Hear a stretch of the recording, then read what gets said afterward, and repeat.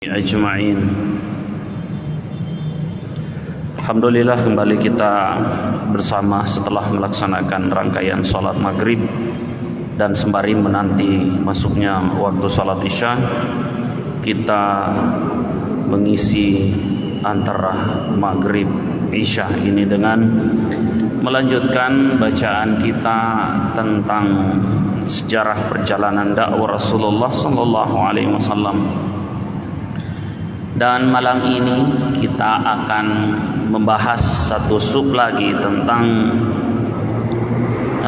utusan terakhir Quraisy kepada Abu Talib.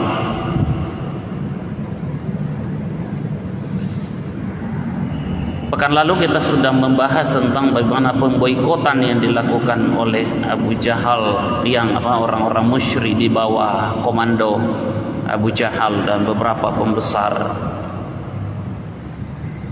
musyrikin Quraisy. Dan setelah berlalu itu 3 tahun lamanya, kemudian dengan pertolongan Allah Subhanahu wa taala yang membuktikan kenabian Rasulullah Muhammad sallallahu alaihi wasallam, maka sahifah yang digantung di dinding di dalam Ka'bah itu kemudian dengan izin Allah itu dihancurkan, dimakan oleh rayap, dan tersisa yang ada nama Allah saja. Dan sebelum terbukti itu Rasulullah sudah menyampaikan kepada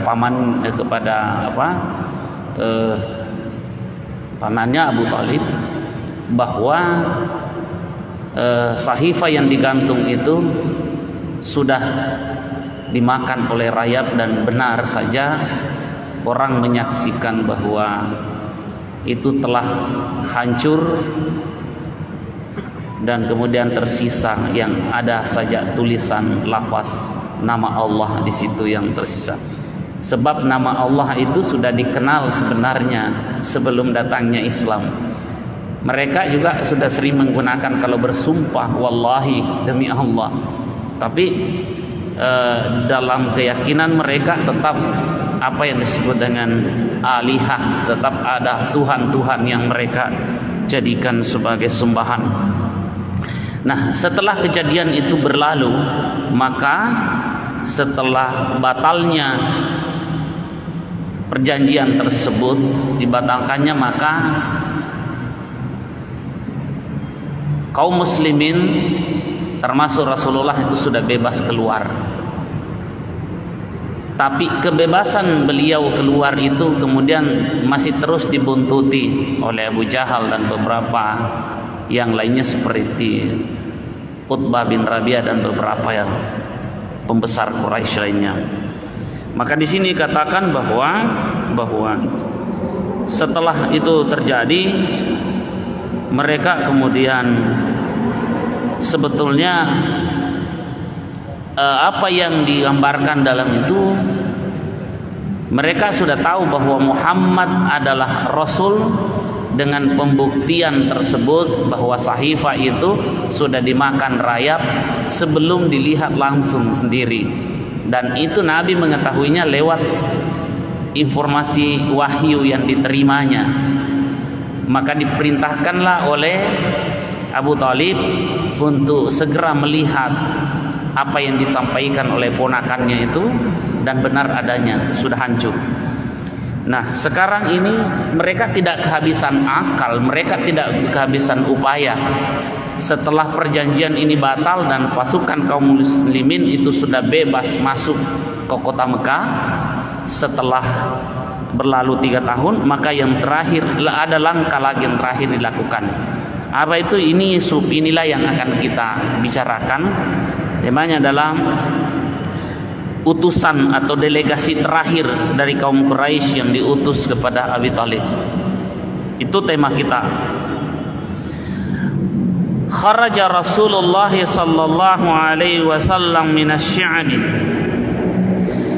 wa ja'ala ya'malu ala syakilahdi wa Quraisy wa in kanu qad taraku al-qati'atah lakinnahum lam yazalu amilina ala syakilatihim min al-dhabti ala al-muslimina was-saddi an sabilillahi.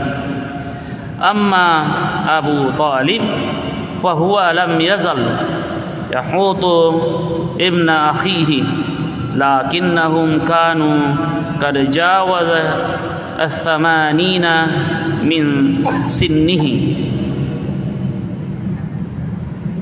Kalimat ini menerangkan bahwa setelah itu katanya Rasulullah keluar minasy-sya'bi, dari zona pemboikotan itu di celah gunung yang merupakan milik Abu Talib.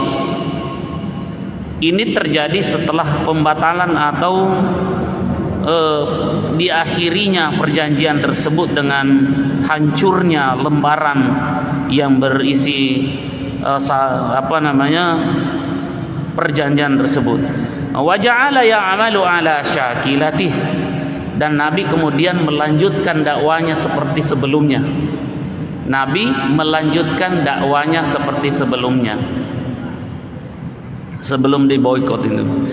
Wa Quraisy wa in kanu kad taraku al-qati'ata lakinnahum lam yazalu 'amilina ala syakilatihim. Ya,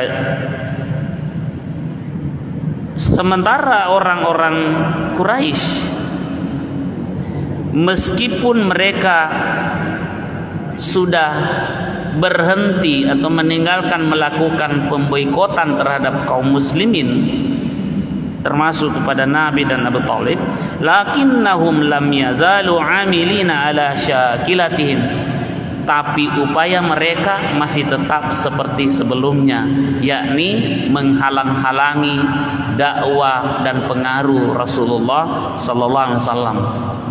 Jadi masih terus dilakukan. Memang pemboikotan sudah berakhir, tetapi kemudian dia tidak diam, mereka tidak diam untuk melakukan upaya menghalangi dan membayang-bayangi, bahkan kalau memungkinkan itu yang disebut dengan minadh-dhatti min alal muslimina, mereka terus mengintimidasi kaum muslimin, was-saddi an sabilillah, dan terus menghalang-halangi dari jalan Allah. Itu yang mereka lakukan.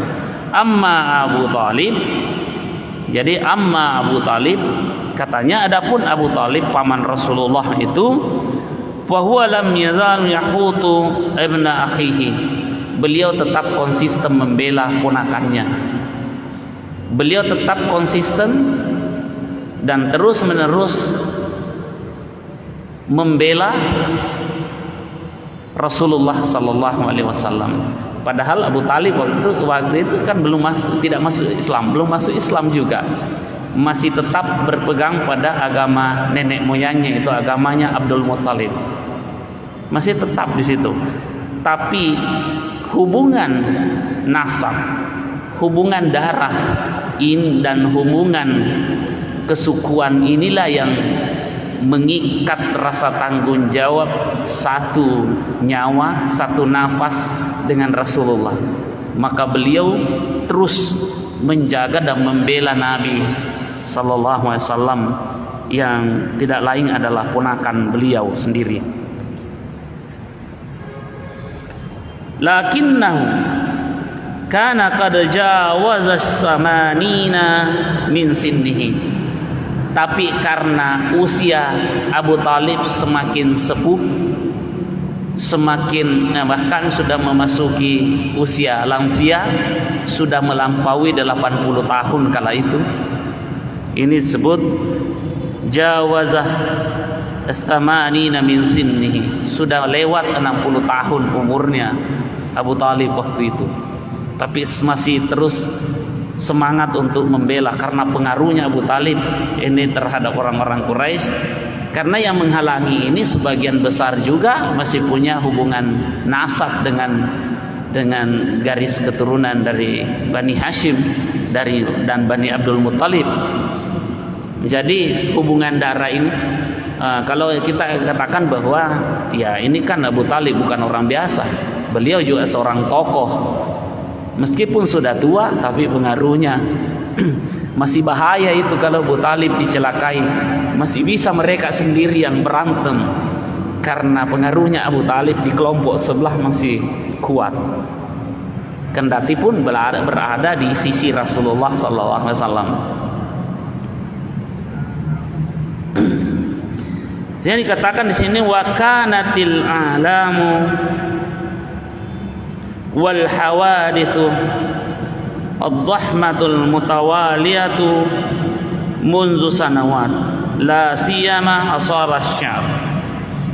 Ini katanya memang kondisi tadi seperti yang diterangkan, karena sudah lebih 80 tahun kondisi dan kemampuan beliau sudah menurun dan bahkan sudah dihinggapi penyakit. Sering merasakan wakanatil alam, itu penyakit-penyakit wal hawadis sudah mulai terasa. Namanya itu hukum alam itu. Seiring dengan pertumbuhan umur pasti kesehatan dicabut secara pelan-pelan juga.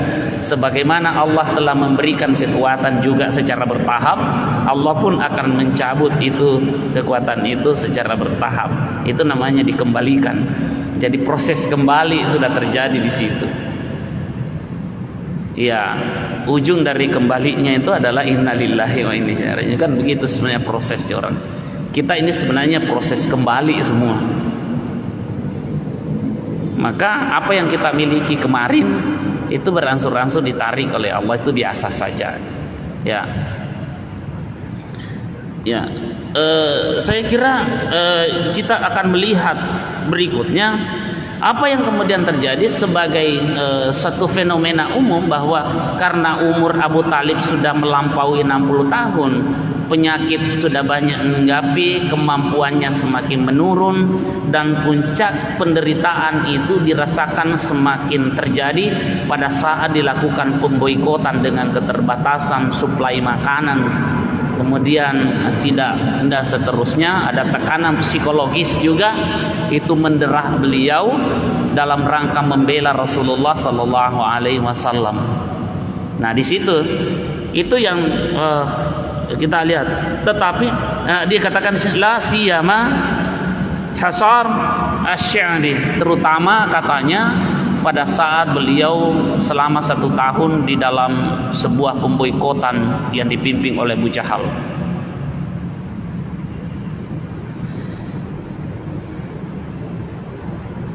Qad wahanat wa da'ufat mufasiluhum. Jadi katanya persendiannya mengalami sakit, sudah mulai, ya memang ciri-ciri itu di persendian yang sering, ya biasa. Kita saja yang seperti ini sudah merasakan, apalagi Abu Talib waktu itu lebih 80 tahun, wajar lah. Nah, kemudian wakathurat, soalnya jadi kemudian juga patah, sudah mengalami keadaan patah pada punggungnya juga. Itu yang dirasakan. Ini diterangkan kondisi fisik beliau.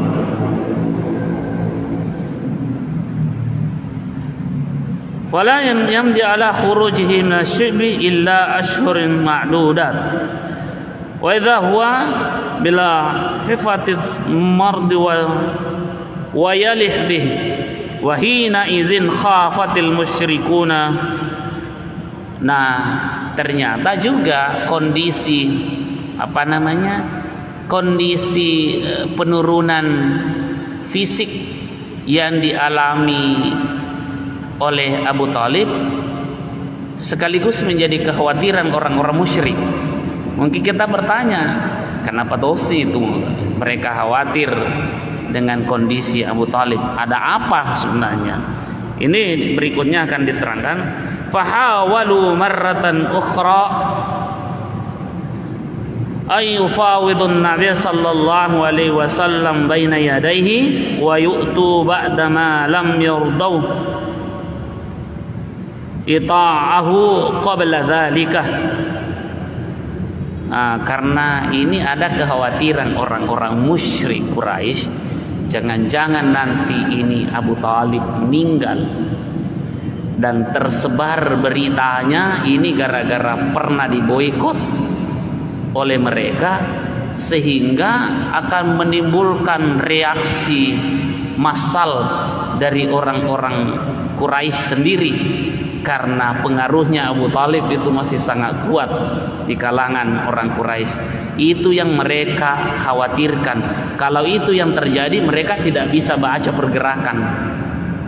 Kalau Abu Thalib tiba-tiba meninggal, lalu tidak ada perjanjian dia dengan mereka dengan Rasulullah, khawatir pengaruhnya ini akan terbaca oleh orang-orang Arab secara umum, yang menyebabkan terjadi reaksi kemarahan mereka, dan mereka sendiri akan berantem.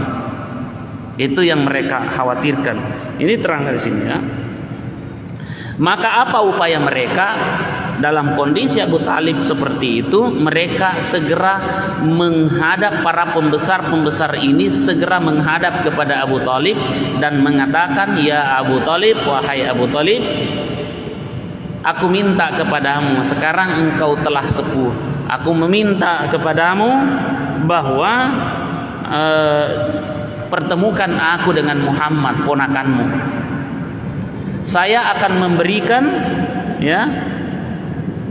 yang sebelumnya, kami akan memberikan yang sebelumnya kami tidak berikan." Tapi di sini kemudian dikatakan, faqamu biwafadati hiya akhat wafadatihim ila Abu Thalib.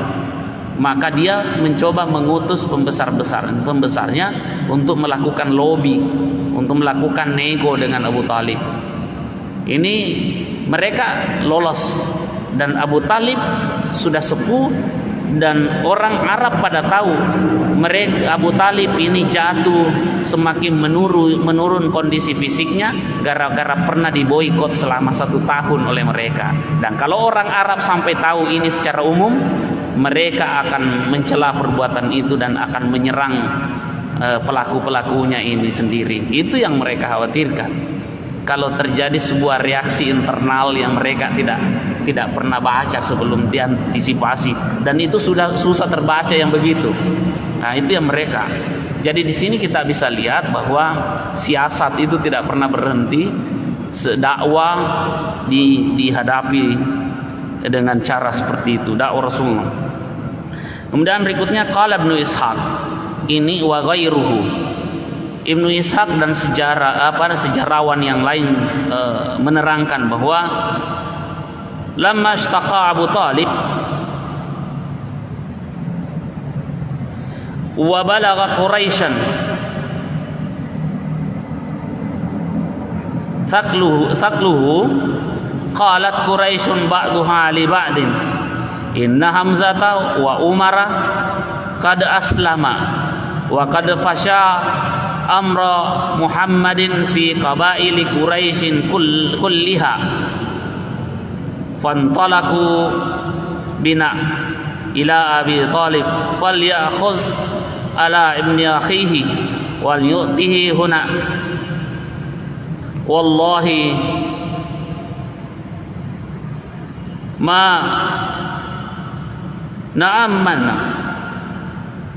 Di sini dia mengatakan, diterangkan oleh Ibnu Ishaq dan para sejarawan yang lainnya bahwa ketika keadaan itu dia sedang dialami oleh Abu Thalib, dan hal itu sampai diketahui oleh orang-orang Quraisy, qalat Quraisyun ba'duha li ba'din, maka orang-orang Quraisy mereka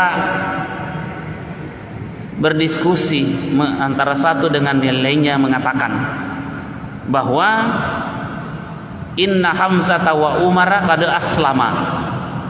Sekarang ini buktinya bahwa kita harus buka mata, sungguh Hamzah dan Umar sudah keduanya masuk Islam, 2 tokoh yang berpengaruh. Sekarang wa qad fasha amra Muhammadin fi qabaili Quraisyin kulliha. Sementara urusan Muhammad ini sudah tersebar luas di kalangan semua orang-orang Arab Quraisy. Kita sudah memperlakukan ini, sudah sampai, sudah tersebar, ini sudah viral. Ya, viral dalam konteks pada saat itu diketahui. Artinya sudah bukan rahasia lagi. Di qabaili Quraisyin kulliha, di kalangan suku-suku Quraisy pada umumnya atau seluruhnya. Fantalaqu bina ila Abi Thalib, maka sebaiknya kita segera menghadap ke Abu Thalib. Sebaiknya kita harus segera menghadap ke Abu Thalib. Falyakhuz ala ibn akhihi, dan kita bujuk beliau untuk memanggil ponakannya. Ponakannya yang dimaksud di sini adalah Muhammad Rasulullah sallallahu alaihi wasallam. Wal yu'tihi minna, kita berikan sesuatu dari kita, ya, kita saling berikan, karena ini kita katanya wallahi, demi Allah kita tidak aman kalau begini. Kita tidak aman. Ini memang Abu Thalib ada di sebelah, tetapi ketiadaan nanti Abu Thalib ini berbahaya bagi kita. Jadi sebenarnya inilah siasat yang dilakukan. Nah, lalu disingkatkan bahwa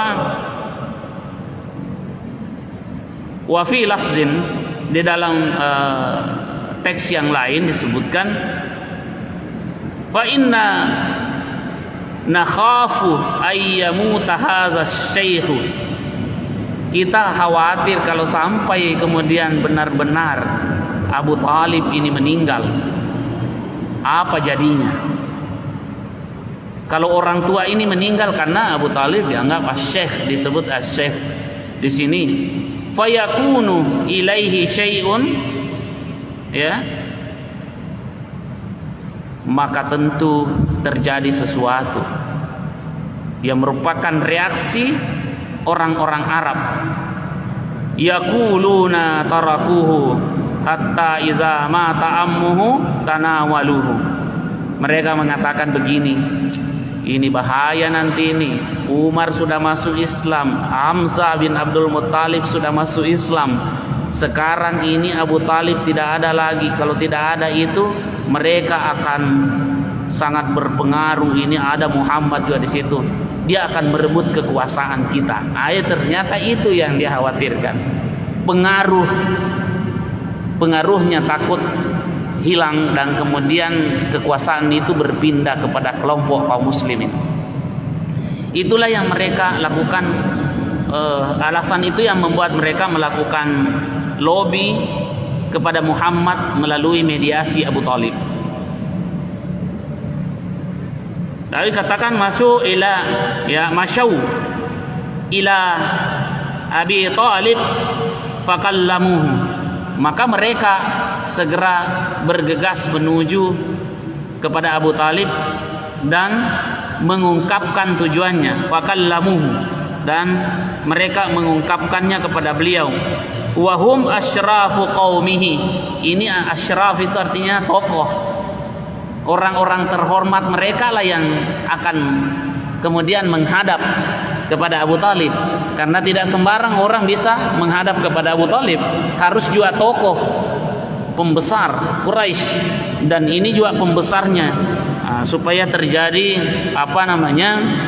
komunikasi yang efektif. Maka wahum asyrafu qaumihi, yang diutus adalah pembesar-pembesar Quraisy. Di antaranya adalah Utbah bin Rabi'ah. Ya, itu di antaranya Utbah bin Rabi'ah. Wa Syaibah bin Rabi'ah. Utbah bin Rabi'ah, Syaibah bin Rabi'ah, kemudian wa Abu Jahal. Wa Abu Jahl ibnu Hisham. Abu Jahal ibnu Hisham, Abu Jahal. Wa Umayyah bin Khalaf, ada Umayyah bin Khalaf. Kemudian wa Abu Sufyan bin Harb, Abu Sufyan bin Harb. Di situ dikatakan fi rijali min asyrafihim, Di situ ada beberapa tokoh lainnya selain nama-nama tersebut disebutkan wahum khamsu wa ishruna takriban. Jumlah mereka yang menghadap kepada Abu Thalib kurang lebih 25 orang katanya. Kurang lebih 25 orang, bayangkan itu. Dan tidak bukan orang sembarang yang menghadap, tokohnya. Itu artinya untuk menunjukkan bahwa ya biasa kalau mau lihat efektifnya komunikasi itu biasanya antara orang besar dengan orang besar. Kalau orang kecil menghadap kepada orang besar, konron jolok kutu. Nah, di sini belakang. Makanya mereka juga tahu yang diutus tokoh seperti yang disebutkan namanya, dan jumlah mereka itu kurang lebih 25 orang. Ya.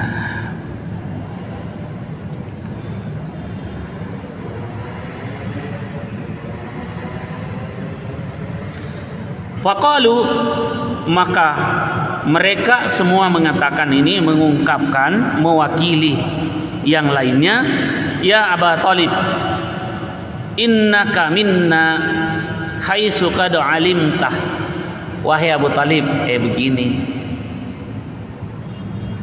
bapak kan, ya Abu Thalib kan sebenarnya dari kami juga, golongan kami juga, dari orang Quraisy juga.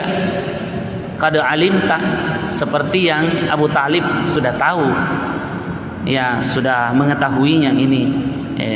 Soalnya mengatakan begini, kami ini datang bukan orang lain. Bayangkan itu pola komunikasinya. Kami ini bukan orang lain.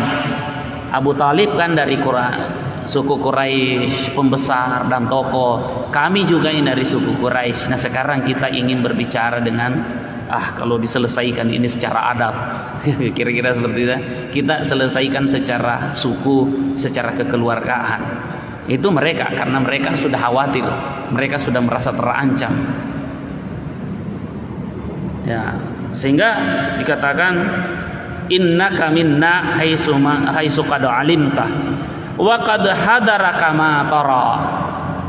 Ini wa qad hadaraka ma tara, dan Abu Thalib sendiri sudah menyaksikan kan kejadian yang terjadi. Hadaraka ma tara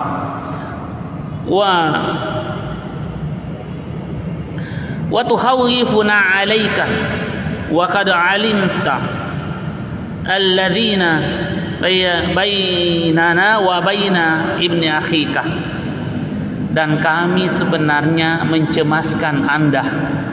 Dia mengatakan, saya mencemaskan Anda wahai Abu Thalib, jangan sampai Abu Thalib segera wafat, lalu ini ada persoalan hubungan kami dengan ponakanmu ini tidak cair. Ya, artinya jangan sampai dia menaruh dendam, sudah diboikot selama 3 tahun itu sebelumnya, dan atas dasar itu dia mau melakukan balas dendam. Karena itu kami mau diadili dulu, diselesaikan dulu ini perkara sebelum Abu Thalib meninggal. Dia sudah baca keadaan itu. Itu artinya sudah mulai begini, sudah mulai tidak tenang hidupnya. Iya. Lalu dia menawarkan, fad'uhu, kalau begitu wahai Abu Thalib, panggil Muhammad, panggil ponakanmu itu, fahuz lahu minna, dan ambilkan ini titipan kami untuk beliau. Ini mau memberi hadiah kali ya. Wahuz lana minhu, dan wahuz lana minhu, dan ambilkan itu apa yang berasal dari Muhammad untuk kami. Kita saling memberi dan saling menerima. Itu sebetulnya yang diingin sampaikan. Liyakuffa anna wa nakuffa anhu, saling memelihara, saling menjaga. Jangan sampai kita ini saling gontok-gontokan setelah Abu Thalib sudah tidak ada. Wal yad'una, ya, wadinana, supaya dia juga menjaga agama kami dan menjaga juga agama kami, agama kita. agamanya juga Abu Talib. Ya, lalu disebutkan fa ba'atha ilaihi Abu Talib, ya, faja'ahu faqal ya ibna akhi, maka kemudian dipanggillah Rasulullah oleh Abu Talib, faja'ahu, maka beliau mendatanginya, faqala, lalu Abu Talib menyampaikan kepada Rasulullah, ya ibna akhi, wahai ponakanku, ada begini, haula'i asyrafi qaumika, coba lihat wahai ponakanku, yang datang kurang lebih 25 orang ini orang-orang terhormat dari kaummu juga, dari kabilahmu juga. Nah, itu berhasil membujuk Abu Talib. Sampai di situ keberhasilannya. Abu Talib ingin mengatakan kepada Muhammad, wahai ponakanku, yang datang ini bukan orang sembarangan, keluarga kita juga, ya, sebenarnya dari sebelah. Itu yang dia ingin katakan. Kemudian qad ijtama'u lakah, mereka ini berkumpul, datang berkumpul ini demi kamu.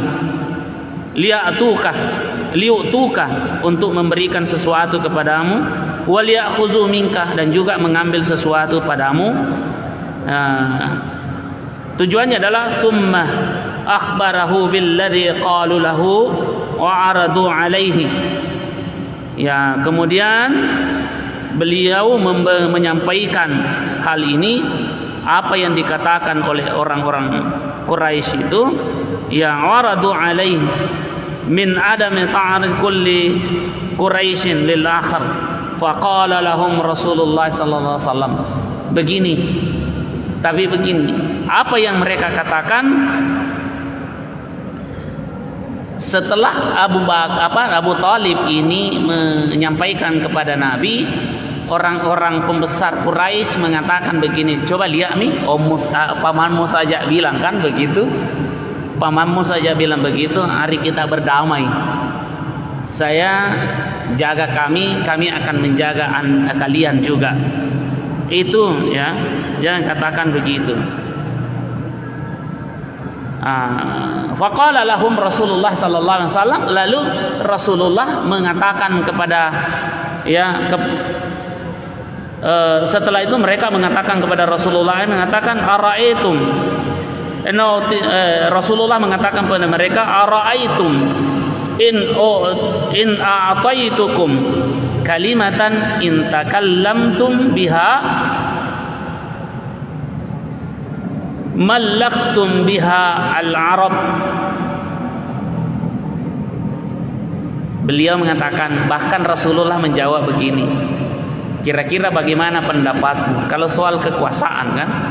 Kira-kira bagaimana pendapatmu kalau saya berikan satu kalimat yang dimana kalimat itu membuat kekuasaan Anda bukan hanya menguasai orang-orang Arab, tapi Anda bisa menguasai juga al-ajam atau non-Arab.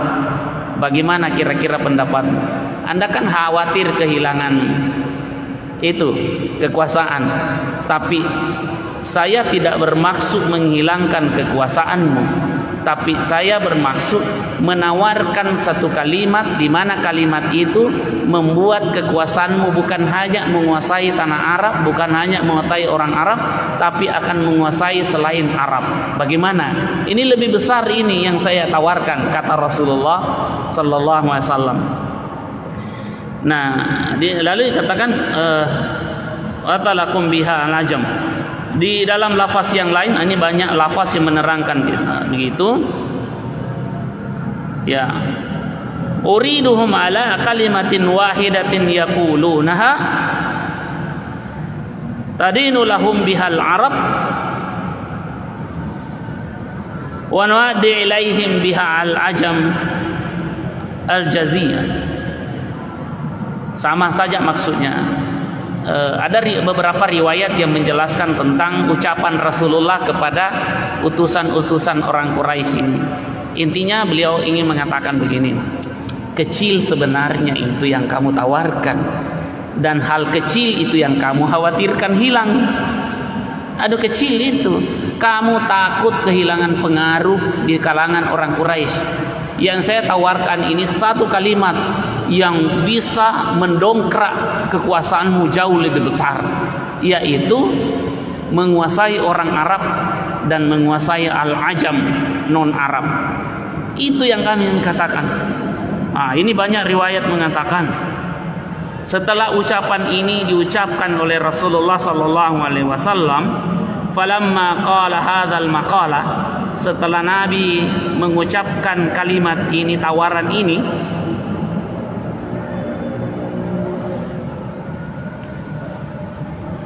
tuafaku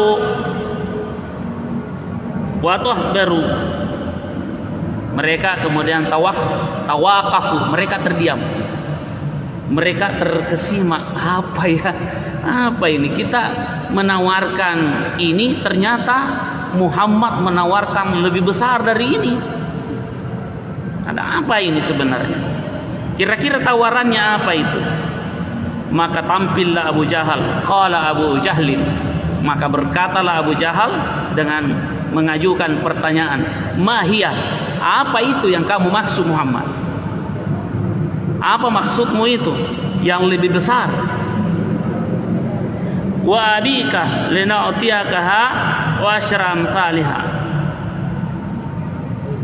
demi bapakmu katanya, ya, demi pembesarmu, nu'tiyaka wa asyram thaliha, saya akan memberikanmu 10 kali lipat dari itu. Qala, lalu mengatakan, taquluna, Rasulullah menjawab, taquluna, kalian mengucapkan satu kalimat. Apa itu? La ilaha illallah. Itu tawaran Rasulullah. Ini kalau kamu ucapkan kalimat la ilaha illallah, kekuasaanmu bukan hanya menguasai orang Arab, tapi kekuasaanmu akan menguasai juga non-Arab. Jauh lebih besar, 10 kali lipat kekuasaan yang kamu dapat. Tapi saya berikan ini, terima ini kalimat la ilaha illallah. Kecewalah mereka. Aduh, ini semakin aneh kamu Muhammad ini. Abu Jahal bilang, nah kalah sikit. Semakin aneh saja ini. Kita tidak bisa kalahkan. Ditawarkan kekuasaan, kita mau saling menjaga agar kekuasaan ini tidak hilang. Muhammad berkuasa di pihaknya, kita juga tetap tidak diganggu. Tapi malah Muhammad mengatakan, tidak usah begitu, saya mau tawarkan kalimat yang melebihi itu, kamu akan menjadi penguasa lebih besar dari itu. Dan itu benar. Kalau kita renungkan ini, Rasulullah orang Arab, dia orang Quraisy, tapi pengaruhnya itu mendunia sampai sekarang. Dan semakin lama pengaruh ini semakin mengkristal dan membuat, sehingga ada satu tokoh, ada yang menulis, seorang peneliti yang menulis, menempatkan 100 tokoh paling berpengaruh di dunia dan menempatkan Rasulullah sebagai orang nomor 1 paling berpengaruh secara objektif. Itu dibuktikan. Dan ini terbukti setelah beberapa abad wafatnya Rasulullah sallallahu alaihi wasallam. Andaikan orang-orang Quraisy menerima ini, mereka para pengikutnya, benar saja semua yang mengikut kepada Rasulullah dan menjadi tokoh, pengaruhnya semua mendunia. Nah, ini kita bisa lihat, bukan hanya berada pengaruhnya di Jazirah Arab, tapi pengaruhnya mendunia, karena memang Rasulullah diutus rahmatan lil alamin. Dia tidak dibatasi oleh batas-batas teritorial, apalagi kesukuan saja. Ya. Masuk. Ya. Thumma qala ba'duhum li ba'din innahu wallahi ma hadzal rajul. Kemudian mereka saling bertatapan dan mengatakan, waduh, susah memang kalau begini nih. Mereka mengatakan mutikum syai'a.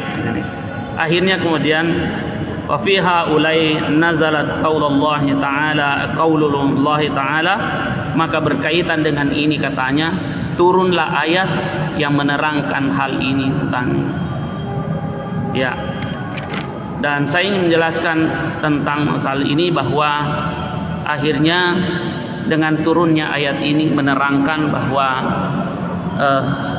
pembuktian kemudian semakin menunjukkan bahwa apa yang dilakukan oleh orang kafir Quraisy itu akhirnya menjadi bumerang dan menjadi beban bagi mereka.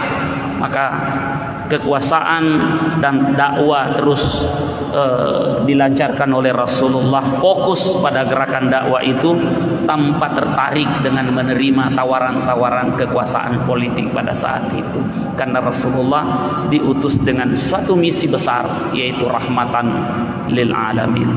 Wallahu a'lam bissawab. A'udzu billahi minasyaitonir rajim. Bismillahirrahmanirrahim. Alhamdulillahirabbil alamin.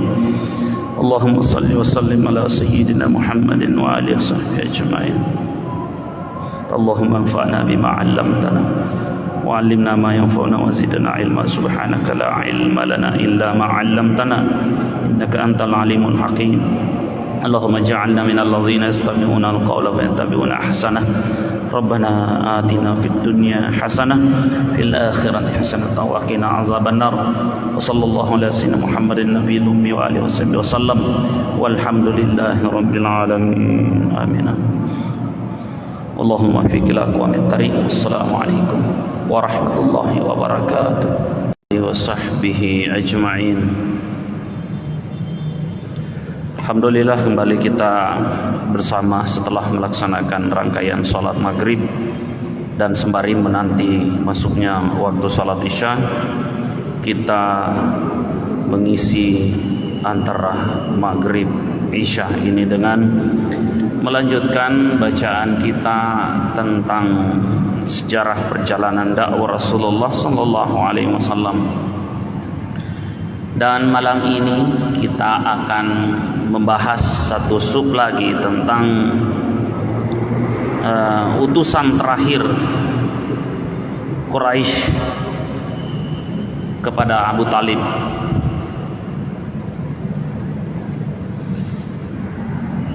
Pekan lalu kita sudah membahas tentang bagaimana pemboikotan yang dilakukan oleh Abu Jahal, yang orang-orang musyrik di bawah komando Abu Jahal dan beberapa pembesar musyrikin Quraisy. Dan setelah berlalu itu 3 tahun lamanya, kemudian dengan pertolongan Allah Subhanahu wa taala yang membuktikan kenabian Rasulullah Muhammad sallallahu alaihi wasallam, maka sahifah yang digantung di dinding di dalam Ka'bah itu kemudian dengan izin Allah itu dihancurkan, dimakan oleh rayap, dan tersisa yang ada nama Allah saja. Dan sebelum terbukti itu, Rasulullah sudah menyampaikan kepada pamannya Abu Talib bahwa sahifah yang digantung itu sudah dimakan oleh rayap, dan benar saja orang menyaksikan bahwa itu telah hancur dan kemudian tersisa yang ada saja tulisan lafaz nama Allah di situ yang tersisa. Sebab nama Allah itu sudah dikenal sebenarnya sebelum datangnya Islam. Mereka juga sudah sering menggunakan kalau bersumpah, wallahi, demi Allah.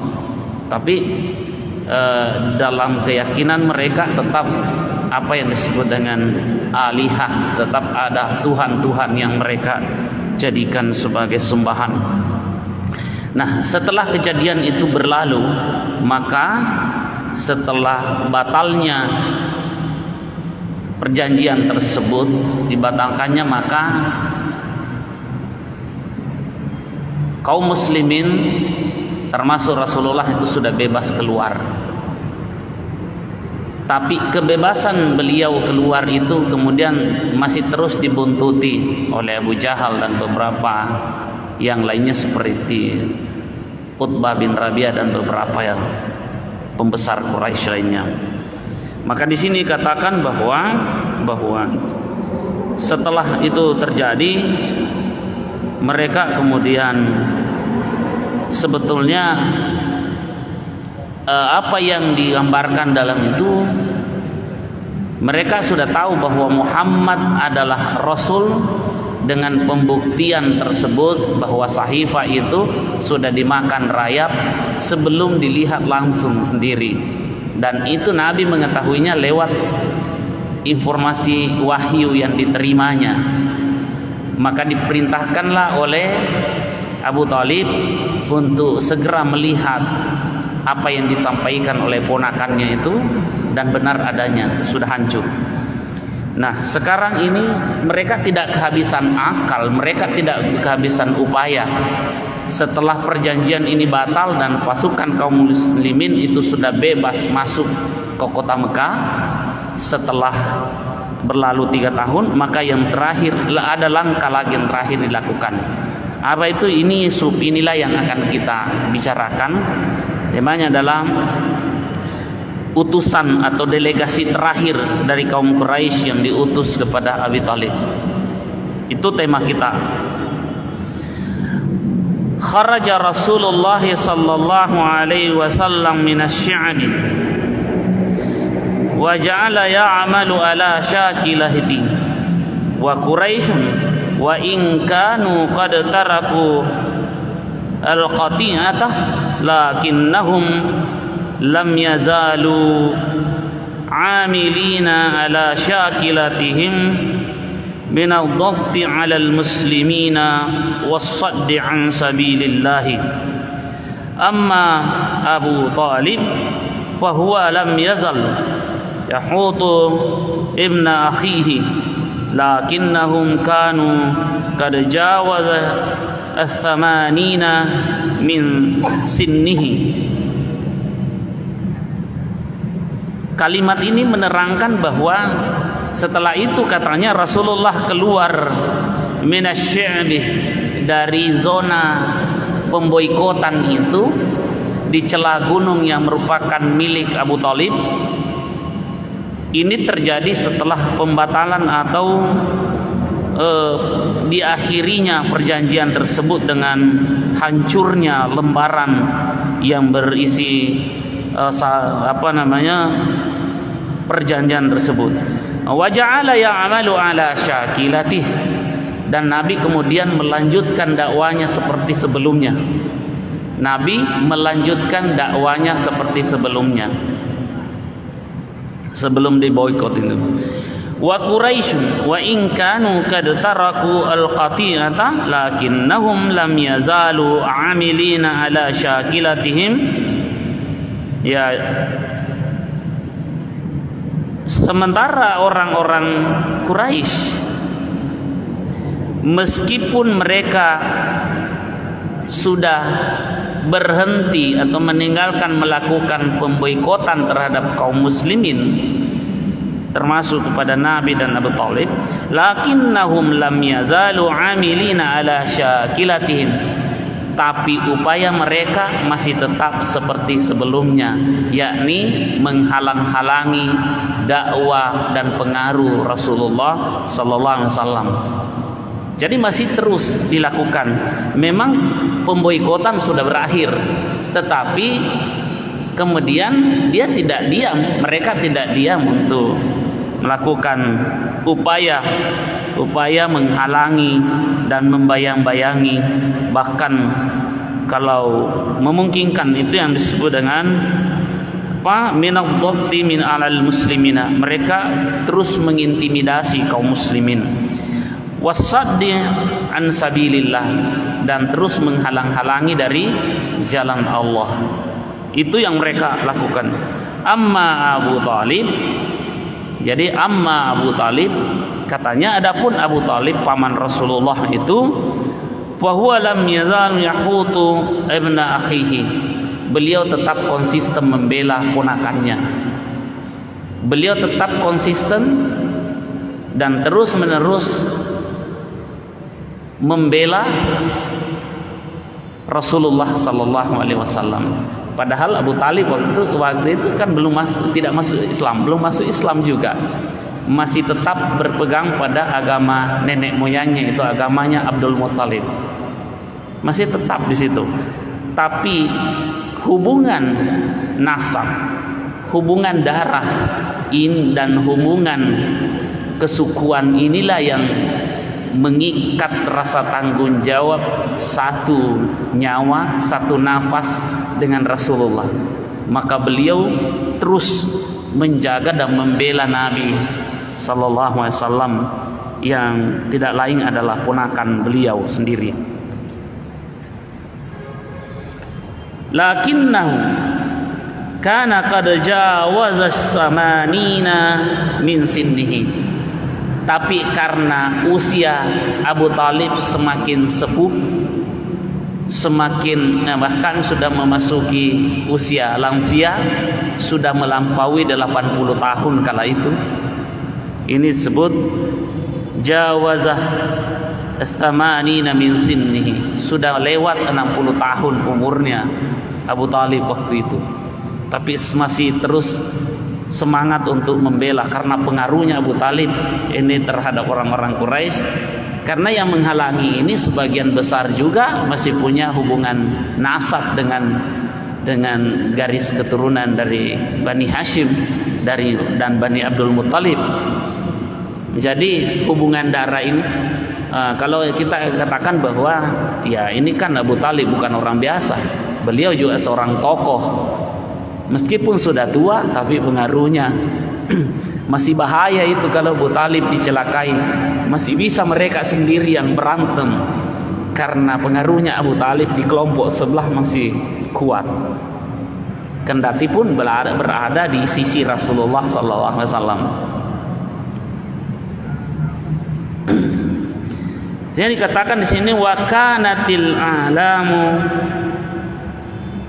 wal hawadithu ad-dhahmatul mutawaliyatu munzu sanawat la siyama asara asy-sya'b. Ini katanya memang kondisi tadi seperti yang diterangkan, karena sudah lebih 80 tahun kondisi dan kemampuan beliau sudah menurun dan bahkan sudah dihinggapi penyakit. Sering merasakan wakanatil alam, itu penyakit-penyakit wal hawadis sudah mulai terasa. Namanya itu hukum alam itu. Seiring dengan pertumbuhan umur pasti kesehatan dicabut secara pelan-pelan juga. Sebagaimana Allah telah memberikan kekuatan juga secara bertahap, Allah pun akan mencabut itu kekuatan itu secara bertahap. Itu namanya dikembalikan. Jadi proses kembali sudah terjadi di situ. Ya, ujung dari kembalinya itu adalah innalillahi wa inna ilaihi raji'un. Kan begitu sebenarnya prosesnya orang. Kita ini sebenarnya proses kembali semua. Maka apa yang kita miliki kemarin itu beransur-ansur ditarik oleh Allah, itu biasa saja. Ya. Ya. Saya kira kita akan melihat berikutnya apa yang kemudian terjadi sebagai satu fenomena umum, bahwa karena umur Abu Talib sudah melampaui 60 tahun, penyakit sudah banyak menghinggapi, kemampuannya semakin menurun, dan puncak penderitaan itu dirasakan semakin terjadi pada saat dilakukan pemboikotan dengan keterbatasan suplai makanan. Kemudian dan seterusnya ada tekanan psikologis juga, itu menderah beliau dalam rangka membela Rasulullah sallallahu alaihi wasallam. Nah, di situ itu yang kita lihat. Tetapi dia katakan la siyama hasar asy-sya'bi, terutama katanya pada saat beliau selama 1 tahun di dalam sebuah pemboikotan yang dipimpin oleh Abu Jahal.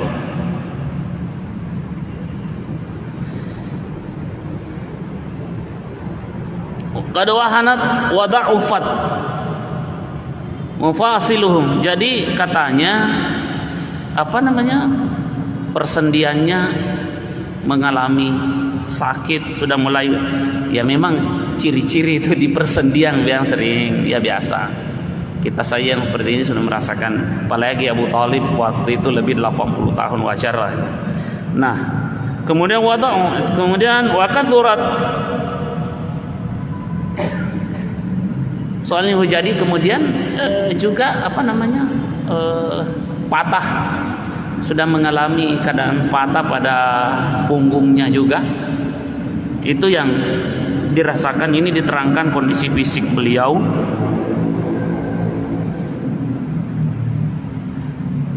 Wala yamdi ala khurujihi min asy-syibbi illa ashhurin ma'dudat.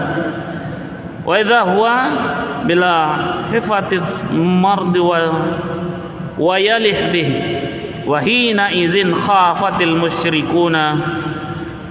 Nah, ternyata juga kondisi kondisi penurunan fisik yang dialami oleh Abu Talib sekaligus menjadi kekhawatiran orang-orang musyrik. Mungkin kita bertanya, kenapa dosi itu mereka khawatir dengan kondisi Abu Talib? Ada apa sebenarnya? Ini berikutnya akan diterangkan. Fahawalu marratan ukhra ay yufawidun Nabi sallallahu alaihi wasallam baina yadayhi wa yu'tu ba'da ma lam yurdaw ita'ahu qabla dhalika. Karena ini ada kekhawatiran orang-orang musyrik Quraisy, jangan-jangan nanti ini Abu Talib meninggal dan tersebar beritanya ini gara-gara pernah diboikot oleh mereka, sehingga akan menimbulkan reaksi massal dari orang-orang Quraisy sendiri. Karena pengaruhnya Abu Talib itu masih sangat kuat di kalangan orang Quraisy. Itu yang mereka khawatirkan. Kalau itu yang terjadi, mereka tidak bisa baca pergerakan. Kalau Abu Talib tiba-tiba meninggal, lalu tidak ada perjanjian dia dengan mereka dengan Rasulullah, khawatir pengaruhnya ini akan terbaca oleh orang-orang Arab secara umum, yang menyebabkan terjadi reaksi kemarahan mereka dan mereka sendiri akan berantem. Itu yang mereka khawatirkan. Ini terang dari sini ya. Maka apa upaya mereka dalam kondisi Abu Talib seperti itu? Mereka segera menghadap para pembesar-pembesar ini, segera menghadap kepada Abu Talib dan mengatakan, ya Abu Talib, wahai Abu Talib, aku minta kepadamu, sekarang engkau telah sepuh, aku meminta kepadamu bahwa pertemukan aku dengan Muhammad, ponakanmu. Saya akan memberikan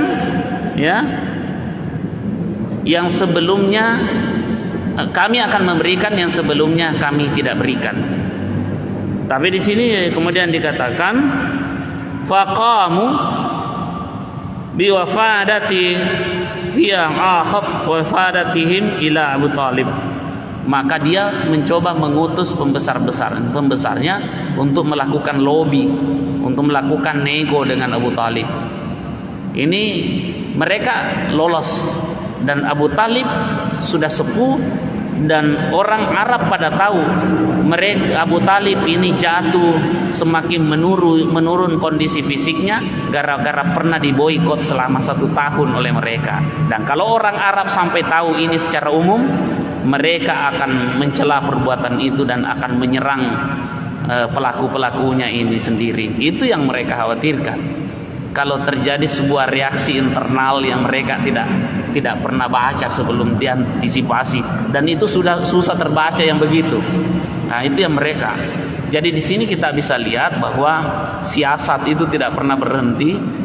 Dakwah dihadapi dengan cara seperti itu, dakwah Rasulullah. Kemudian berikutnya qala Ibnu Ishaq, ini wa ghairuhu. Ibnu Ishaq dan sejarawan yang lain menerangkan bahwa lamma ishtaqa Abu Talib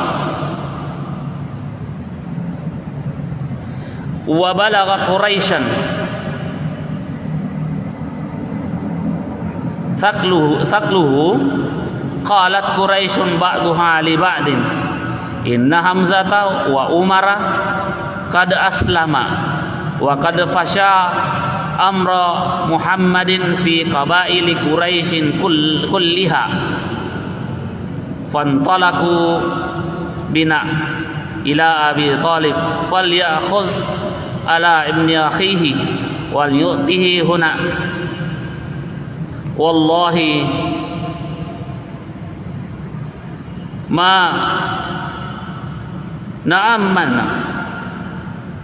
Di sini dia mengatakan, ini diterangkan oleh Ibnu Ishaq dan para sejarawan yang lainnya bahwa ketika keadaan itu dia sedang dialami oleh Abu Talib dan hal itu sampai diketahui oleh orang-orang Quraisy, qalat Quraisyun ba'duha li ba'din, maka orang-orang Quraisy mereka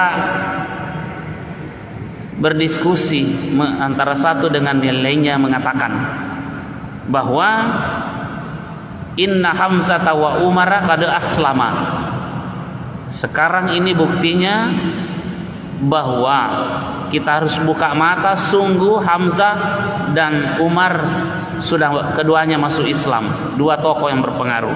Sekarang wa qad fasha amra Muhammadin fi qabaili Quraisyin kulliha. Sementara urusan Muhammad ini sudah tersebar luas di kalangan semua orang-orang Arab Quraisy.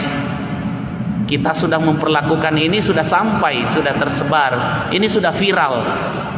Ya, viral dalam konteks pada saat itu diketahui.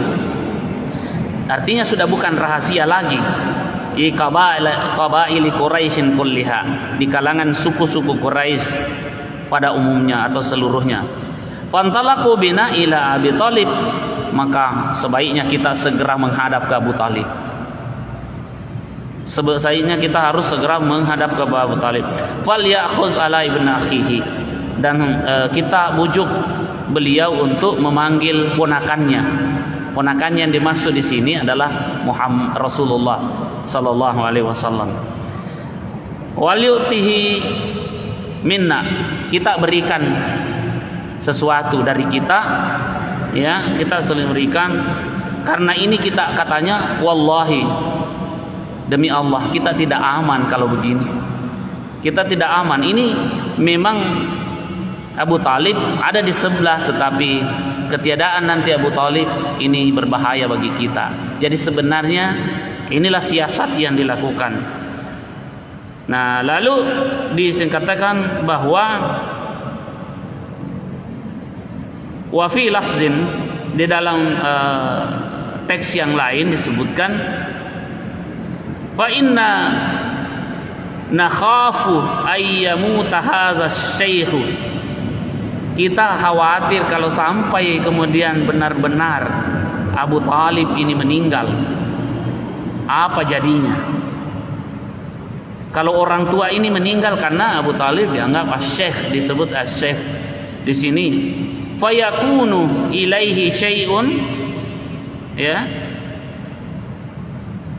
maka tentu terjadi sesuatu yang merupakan reaksi orang-orang Arab. Yaquluna tarakuhu hatta iza mata ammuhu tanawaluhu. Mereka mengatakan begini, ini bahaya nanti ini. Umar sudah masuk Islam, Hamzah bin Abdul Muttalib sudah masuk Islam. Sekarang ini Abu Talib tidak ada lagi. Kalau tidak ada itu, mereka akan sangat berpengaruh. Ini ada Muhammad juga di situ. Dia akan merebut kekuasaan kita. Ternyata itu yang dia khawatirkan. Pengaruhnya takut hilang dan kemudian kekuasaan itu berpindah kepada kelompok kaum muslimin. Itulah yang mereka lakukan. Alasan itu yang membuat mereka melakukan lobby kepada Muhammad melalui mediasi Abu Talib. Lalu katakan masuk ila, ya, masyau ila Abi Talib fakallamuhu, maka mereka segera bergegas menuju kepada Abu Talib dan mengungkapkan tujuannya. Fakallamuhu, dan mereka mengungkapkannya kepada beliau. Wahum asyrafu qaumihi. Ini asyraf itu artinya tokoh, orang-orang terhormat, mereka lah yang akan kemudian menghadap kepada Abu Talib, karena tidak sembarang orang bisa menghadap kepada Abu Talib, harus juga tokoh pembesar Quraisy, dan ini juga pembesarnya, supaya terjadi komunikasi yang efektif. Maka wahum asyrafu qaumihi, yang diutus adalah pembesar-pembesar Quraisy. Di antaranya adalah Utbah bin Rabi'ah. Ya, itu di antaranya Utbah bin Rabi'ah.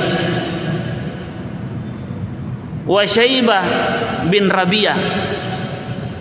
Utbah bin Rabi'ah, Syaibah bin Rabi'ah, kemudian wa Abu Jahal, wa Abu Jahl ibnu Hisham, Abu Jahal ibnu Hisham, Abu Jahal, wa Umayyah bin Khalaf, ada Umayyah bin Khalaf, kemudian wa Abu Sufyan bin Harb, Abu Sufyan bin Harb.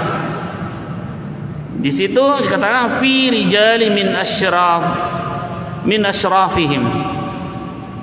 Di situ ada beberapa tokoh lainnya selain nama-nama tersebut, disebutkan wahum khamsu wa ishruna takriban.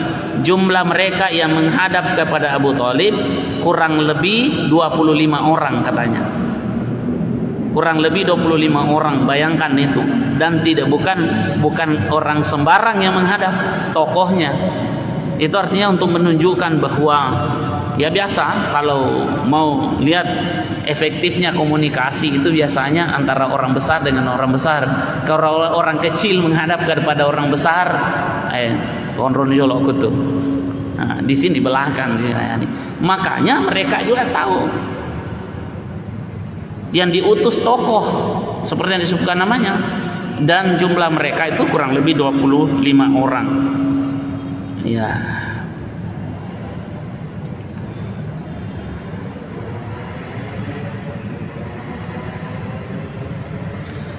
Faqalu, maka mereka semua mengatakan ini, mengungkapkan, mewakili yang lainnya, ya Aba Talib, innaka minna haitsu qad alimtah. Wahai Abu Talib, begini, Bapak kan, ya Abu Talib kan sebenarnya dari kami juga, golongan kami juga, dari orang Quraisy juga. Qad alimta, seperti yang Abu Talib sudah tahu, ya sudah mengetahuinya ini. Soalnya mengatakan begini, kami ini datang bukan orang lain. Bayangkan itu pola komunikasinya. Kami ini bukan orang lain. Abu Talib kan dari suku Quraisy, pembesar dan tokoh. Kami juga ini dari suku Quraisy. Nah sekarang kita ingin berbicara dengan kalau diselesaikan ini secara adab, kira-kira seperti itu. Kita selesaikan secara suku, secara kekeluargaan. Itu mereka, karena mereka sudah khawatir, mereka sudah merasa terancam.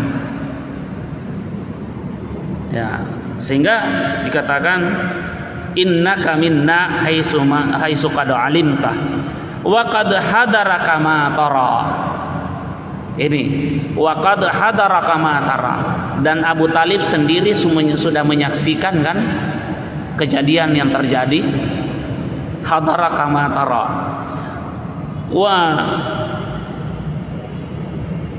wa tuhawifuna alaika wa qad alimta alladzina bainana wa baina ibni akhika, dan kami sebenarnya mencemaskan Anda. Dia mengatakan, saya mencemaskan Anda wahai Abu Talib, jangan sampai Abu Talib segera wafat, lalu ini ada persoalan hubungan kami dengan ponakanmu ini tidak cair. Ya, artinya jangan sampai dia menaruh dendam, sudah diboikot selama 3 tahun itu sebelumnya, dan atas dasar itu dia mau melakukan balas dendam. Karena itu kami mau diadili dulu, diselesaikan dulu ini perkara sebelum Abu Talib meninggal. Dia sudah baca keadaan itu. Itu artinya sudah mulai begini, sudah mulai tidak tenang hidupnya. Iya. Lalu dia menawarkan, fad'uhu, kalau begitu wahai Abu Talib, panggil Muhammad, panggil ponakanmu itu, fahuz lahu minna, dan ambilkan ini titipan kami untuk beliau. Nah, ini mau memberi hadiah kali ya. Wahuz lana minhu, dan wahuz lana minhu, dan ambilkan itu apa yang berasal dari Muhammad untuk kami. Kita saling memberi dan saling menerima. Itu sebetulnya yang diingin sampaikan. Liyakuffa anna wa nakuffa anhu, saling memelihara, saling menjaga. Jangan sampai kita ini saling gontok-gontokan setelah Abu Talib sudah tidak ada. Wal yad'una, ya, wadinana, supaya dia juga menjaga kami dan menjaga juga agama kami, agama kita, agamanya juga Abu Talib. Ya, lalu disebutkan fa ba'atha ilaihi Abu Talib, ya, faja'ahu faqal ya ibn akhi, maka kemudian dipanggillah Rasulullah oleh Abu Talib, faja'ahu, maka beliau mendatanginya, faqala, lalu Abu Talib menyampaikan kepada Rasulullah, ya ibn akhi, wahai ponakanku, ada begini, haula'i asyrafi qaumika, coba lihat wahai ponakanku, yang datang kurang lebih 25 orang ini orang-orang terhormat dari kaummu juga, dari kabilahmu juga. Nah, itu berhasil membujuk Abu Talib. Sampai di situ keberhasilannya. Abu Talib ini mengatakan kepada Muhammad, wahai ponakanku, yang datang ini bukan orang sembarangan, keluarga kita juga, ya, sebenarnya dari sebelah. Itu yang dia ingin katakan. Kemudian qad ijtama'u lakah, mereka ini berkumpul, datang berkumpul ini demi kamu. Liu'tuka, untuk memberikan sesuatu kepadamu, wal ya'khuzu minka, dan juga mengambil sesuatu padamu. Tujuannya adalah summa akhbarahu billadzi qalu lahu wa aradu alaihi. Ya, kemudian beliau menyampaikan hal ini, apa yang dikatakan oleh orang-orang Quraisy itu, yang aradu alaihi min adami ta'arid kulli Quraisyin lil akhar, faqala lahum Rasulullah sallallahu alaihi wasallam, begini, tapi begini, apa yang mereka katakan setelah Abu Talib ini menyampaikan kepada Nabi, orang-orang pembesar Quraisy mengatakan begini, coba lihat nih, pamanmu saja bilang kan begitu, pamanmu saja bilang begitu, hari kita berdamai, saya jaga kami akan menjaga kalian juga. Itu, ya, jangan katakan begitu. Faqala lahum Rasulullah sallallahu alaihi wasallam, lalu Rasulullah mengatakan kepada, ya, setelah itu mereka mengatakan kepada Rasulullah, mengatakan ara'aitum, Rasulullah mengatakan kepada mereka, ara'aitum in a'taitukum kalimatan in takallamtum biha mallaktum biha al-arab. Beliau mengatakan, bahkan Rasulullah menjawab begini, kira-kira bagaimana pendapatmu kalau soal kekuasaan, kan? Kira-kira bagaimana pendapatmu kalau saya berikan satu kalimat yang dimana kalimat itu membuat kekuasaan Anda bukan hanya menguasai orang-orang Arab, tapi Anda bisa menguasai juga al-ajam atau non-Arab. Bagaimana kira-kira pendapat Anda? Kan khawatir kehilangan itu kekuasaan, tapi saya tidak bermaksud menghilangkan kekuasaanmu, tapi saya bermaksud menawarkan satu kalimat di mana kalimat itu membuat kekuasaanmu bukan hanya menguasai tanah Arab, bukan hanya menguasai orang Arab, tapi akan menguasai selain Arab. Bagaimana? Ini lebih besar ini yang saya tawarkan, kata Rasulullah sallallahu alaihi wasallam. Nah, lalu dikatakan watalakum biha al-ajam. Di dalam lafaz yang lain, ini banyak lafaz yang menerangkan begitu. Ya. Uriduhum ala kalimatin wahidatin yaqulunaha tadinu lahum bihal arab wa nuaddi ilaihim biha al-ajam al-jaziyah. Sama saja maksudnya. Ada beberapa riwayat yang menjelaskan tentang ucapan Rasulullah kepada utusan-utusan orang Quraisy ini. Intinya beliau ingin mengatakan begini, kecil sebenarnya itu yang kamu tawarkan, dan hal kecil itu yang kamu khawatirkan hilang. Aduh, kecil itu, kamu takut kehilangan pengaruh di kalangan orang Quraisy. Yang saya tawarkan ini satu kalimat yang bisa mendongkrak kekuasaanmu jauh lebih besar, yaitu menguasai orang Arab dan menguasai al-ajam non-Arab. Itu yang kami katakan. Ini banyak riwayat mengatakan setelah ucapan ini diucapkan oleh Rasulullah sallallahu alaihi wasallam, falamma qala hadzal maqalah, setelah Nabi mengucapkan kalimat ini, tawaran ini,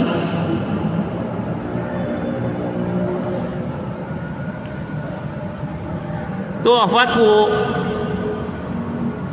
wa tuhdaru, mereka kemudian tawakafu, mereka terdiam, mereka terkesima. Apa ini, kita menawarkan ini, ternyata Muhammad menawarkan lebih besar dari ini. Ada apa ini sebenarnya? Kira-kira tawarannya apa itu?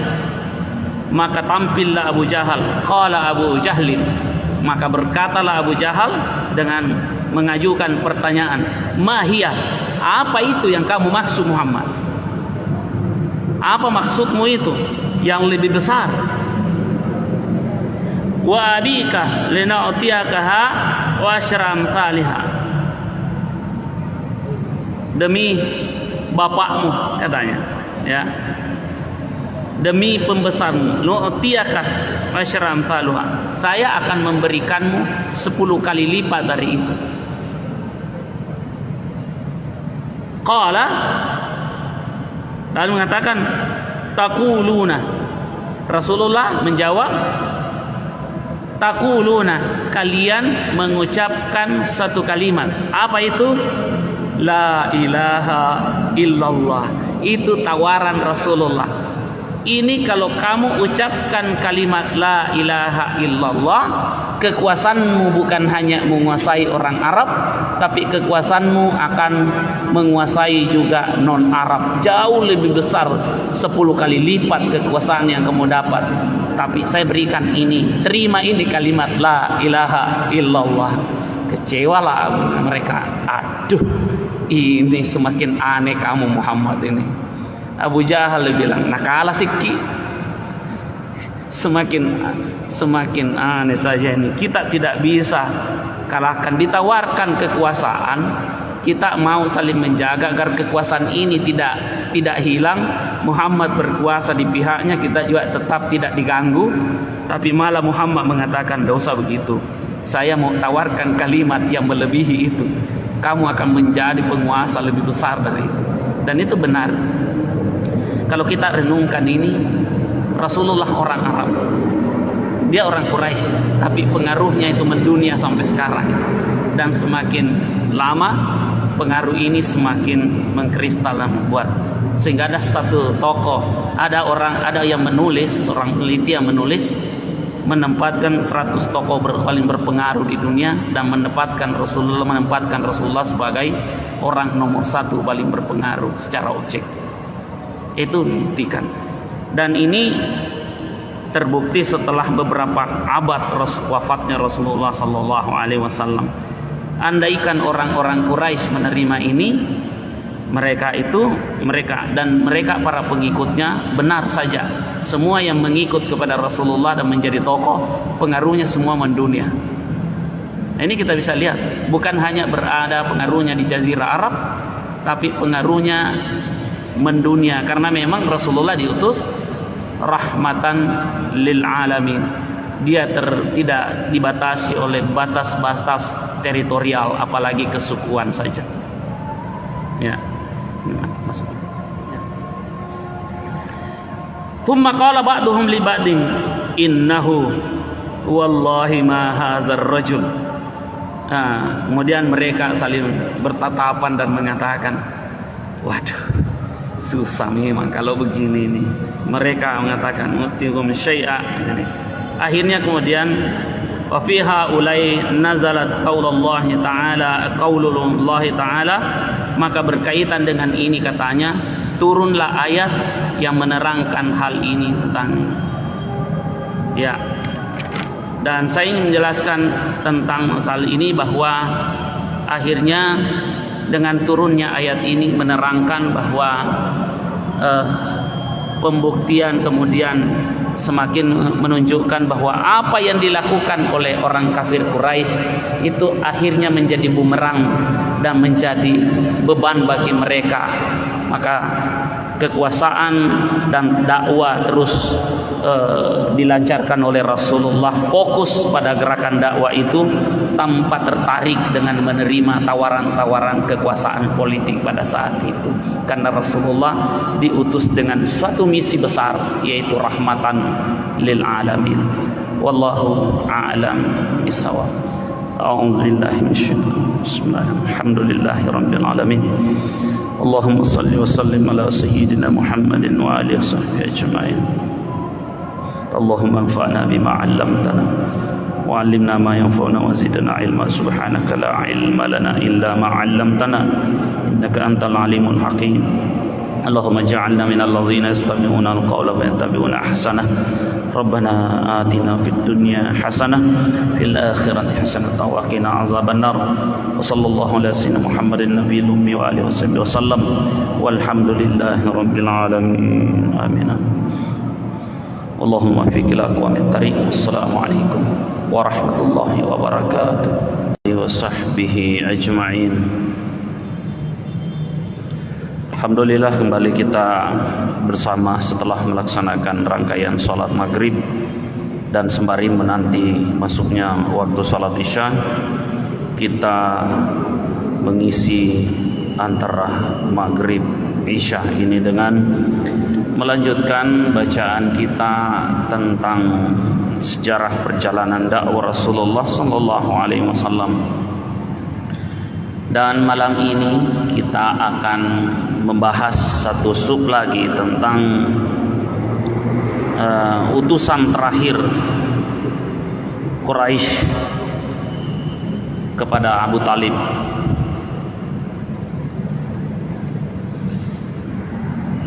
Pekan lalu kita sudah membahas tentang bagaimana pemboikotan yang dilakukan oleh Abu Jahal, yang orang-orang musyrik di bawah komando Abu Jahal dan beberapa pembesar musyrikin Quraisy. Dan setelah berlalu itu 3 tahun lamanya, kemudian dengan pertolongan Allah Subhanahu wa taala yang membuktikan kenabian Rasulullah Muhammad sallallahu alaihi wasallam, maka sahifah yang digantung di dinding di dalam Ka'bah itu kemudian dengan izin Allah itu dihancurkan, dimakan oleh rayap, dan tersisa yang ada nama Allah saja. Dan sebelum terbukti itu, Rasulullah sudah menyampaikan kepada pamannya Abu Thalib, bahwa sahifah yang digantung itu sudah dimakan oleh rayap, dan benar saja orang menyaksikan bahwa itu telah hancur dan kemudian tersisa yang ada saja tulisan lafaz nama Allah di situ yang tersisa. Sebab nama Allah itu sudah dikenal sebenarnya sebelum datangnya Islam.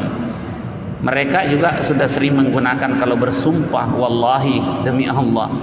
Tapi dalam keyakinan mereka tetap apa yang disebut dengan alihah, tetap ada Tuhan-Tuhan yang mereka jadikan sebagai sembahan.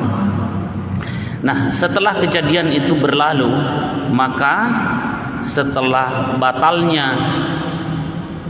perjanjian tersebut, dibatalkannya, maka kaum muslimin termasuk Rasulullah itu sudah bebas keluar. Tapi kebebasan beliau keluar itu kemudian masih terus dibuntuti oleh Abu Jahal dan beberapa yang lainnya seperti Utbah bin Rabi'ah dan beberapa yang pembesar Quraisy lainnya. Maka di sini katakan bahwa setelah itu terjadi, mereka kemudian sebetulnya apa yang digambarkan dalam itu, mereka sudah tahu bahwa Muhammad adalah Rasul dengan pembuktian tersebut bahwa sahifah itu sudah dimakan rayap sebelum dilihat langsung sendiri, dan itu Nabi mengetahuinya lewat informasi wahyu yang diterimanya. Maka diperintahkanlah oleh Abu Thalib untuk segera melihat apa yang disampaikan oleh ponakannya itu, dan benar adanya sudah hancur. Nah, sekarang ini mereka tidak kehabisan akal, mereka tidak kehabisan upaya. Setelah perjanjian ini batal dan pasukan kaum muslimin itu sudah bebas masuk ke kota Mekah, setelah berlalu 3 tahun, maka yang terakhir ada langkah lagi yang terakhir dilakukan. Apa itu? Inilah yang akan kita bicarakan.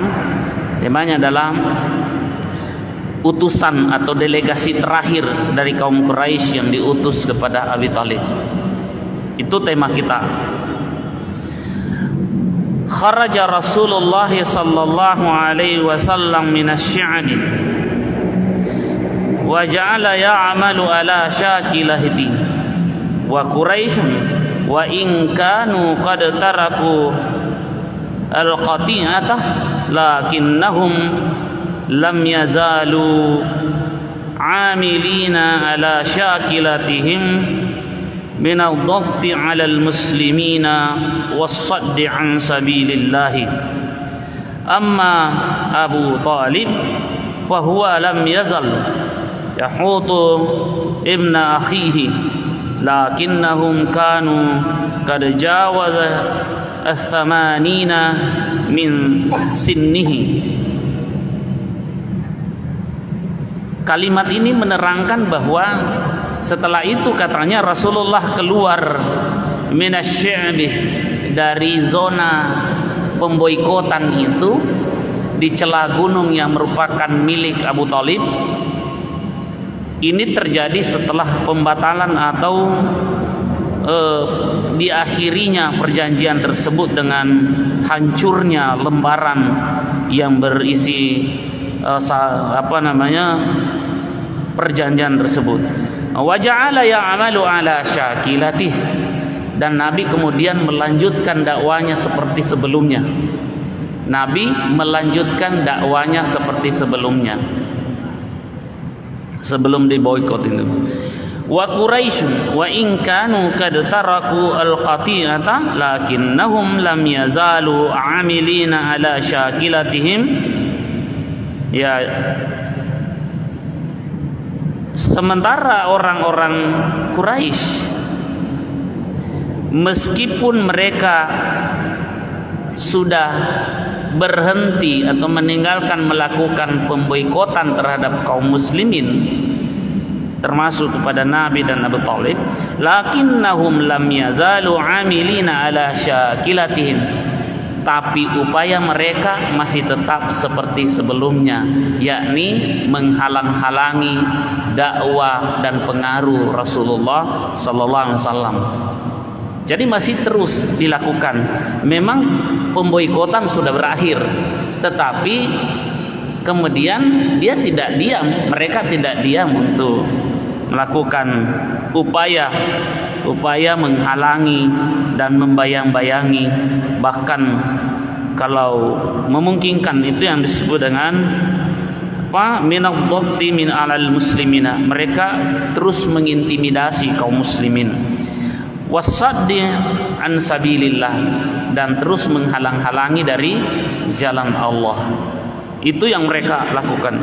Amma Abu Talib, jadi amma Abu Talib, katanya adapun Abu Talib paman Rasulullah itu, wa huwa lam yazal yahutu ibna akhihi, beliau tetap konsisten membela ponakannya.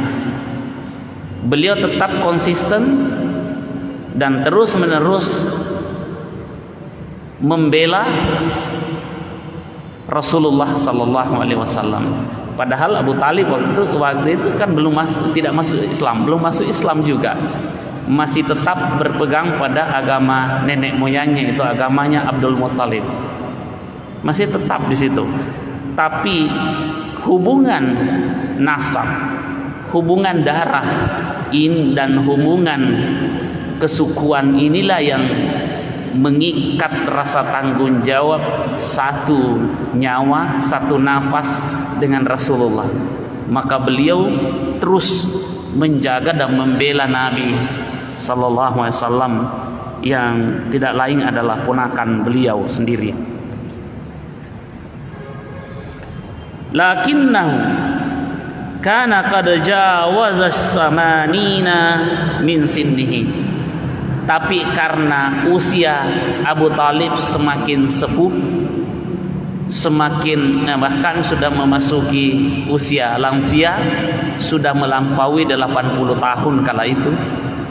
Ini disebut jawazah tsamanina min sinnihi, sudah lewat 60 tahun umurnya Abu Talib waktu itu, tapi masih terus semangat untuk membela karena pengaruhnya Abu Talib ini terhadap orang-orang Quraisy.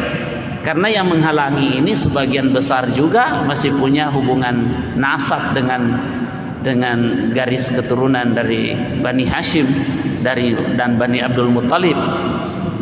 Jadi hubungan darah ini kalau kita katakan bahwa ya ini kan Abu Talib bukan orang biasa, beliau juga seorang tokoh. Meskipun sudah tua, tapi pengaruhnya masih bahaya itu. Kalau Abu Talib dicelakai, masih bisa mereka sendiri yang berantem, karena pengaruhnya Abu Talib di kelompok sebelah masih kuat. Kendati pun berada di sisi Rasulullah SAW. Jadi dikatakan di sini wa kanatil alamu wal hawadithu ad-dhahmatul mutawaliyatu munzu sanawat la siyama asar asy-sya'b. Ini katanya memang kondisi tadi seperti yang diterangkan, karena sudah lebih 80 tahun kondisi dan kemampuan beliau sudah menurun dan bahkan sudah dihinggapi penyakit. Sering merasakan wakanatil alam, itu penyakit-penyakit wal hawadis sudah mulai terasa, namanya itu hukum alam itu. Seiring dengan pertumbuhan umur pasti kesehatan dicabut secara pelan-pelan juga. Sebagaimana Allah telah memberikan kekuatan juga secara bertahap, Allah pun akan mencabut itu kekuatan itu secara bertahap. Itu namanya dikembalikan. Jadi proses kembali sudah terjadi di situ.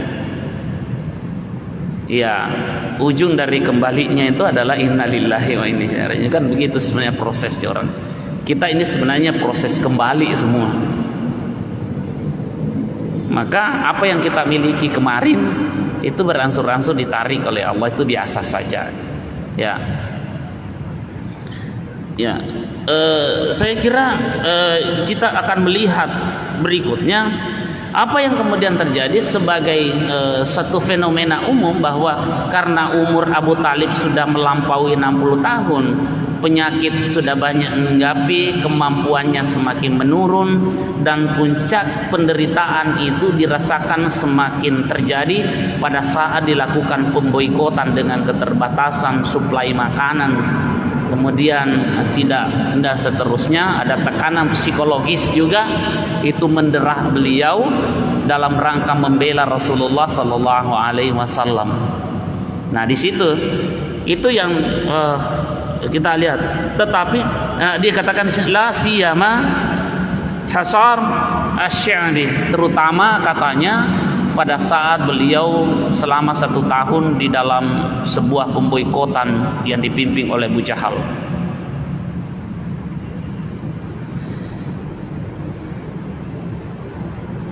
Qad wahanat wa da'ufat mufasiluhum. Jadi katanya persendiannya mengalami sakit, sudah mulai, ya memang ciri-ciri itu di persendian yang sering ya biasa. Kita saja yang seperti ini sudah merasakan, apalagi Abu Talib waktu itu lebih 80 tahun, wajar lah. Nah, kemudian wakathurat, soalnya jadi kemudian juga patah, sudah mengalami keadaan patah pada punggungnya juga. Itu yang dirasakan, ini diterangkan kondisi fisik beliau.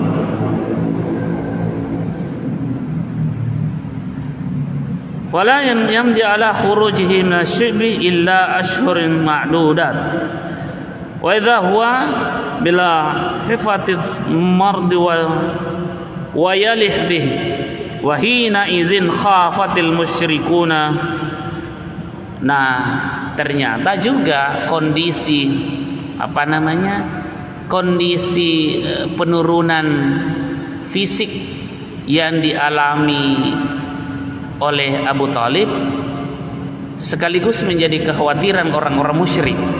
Mungkin kita bertanya, kenapa dosi itu mereka khawatir dengan kondisi Abu Talib? Ada apa sebenarnya? Ini berikutnya akan diterangkan. Fahawalu marratan ukhra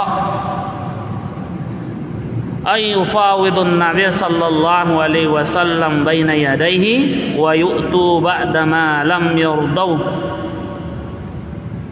ita'ahu qabla dhalika.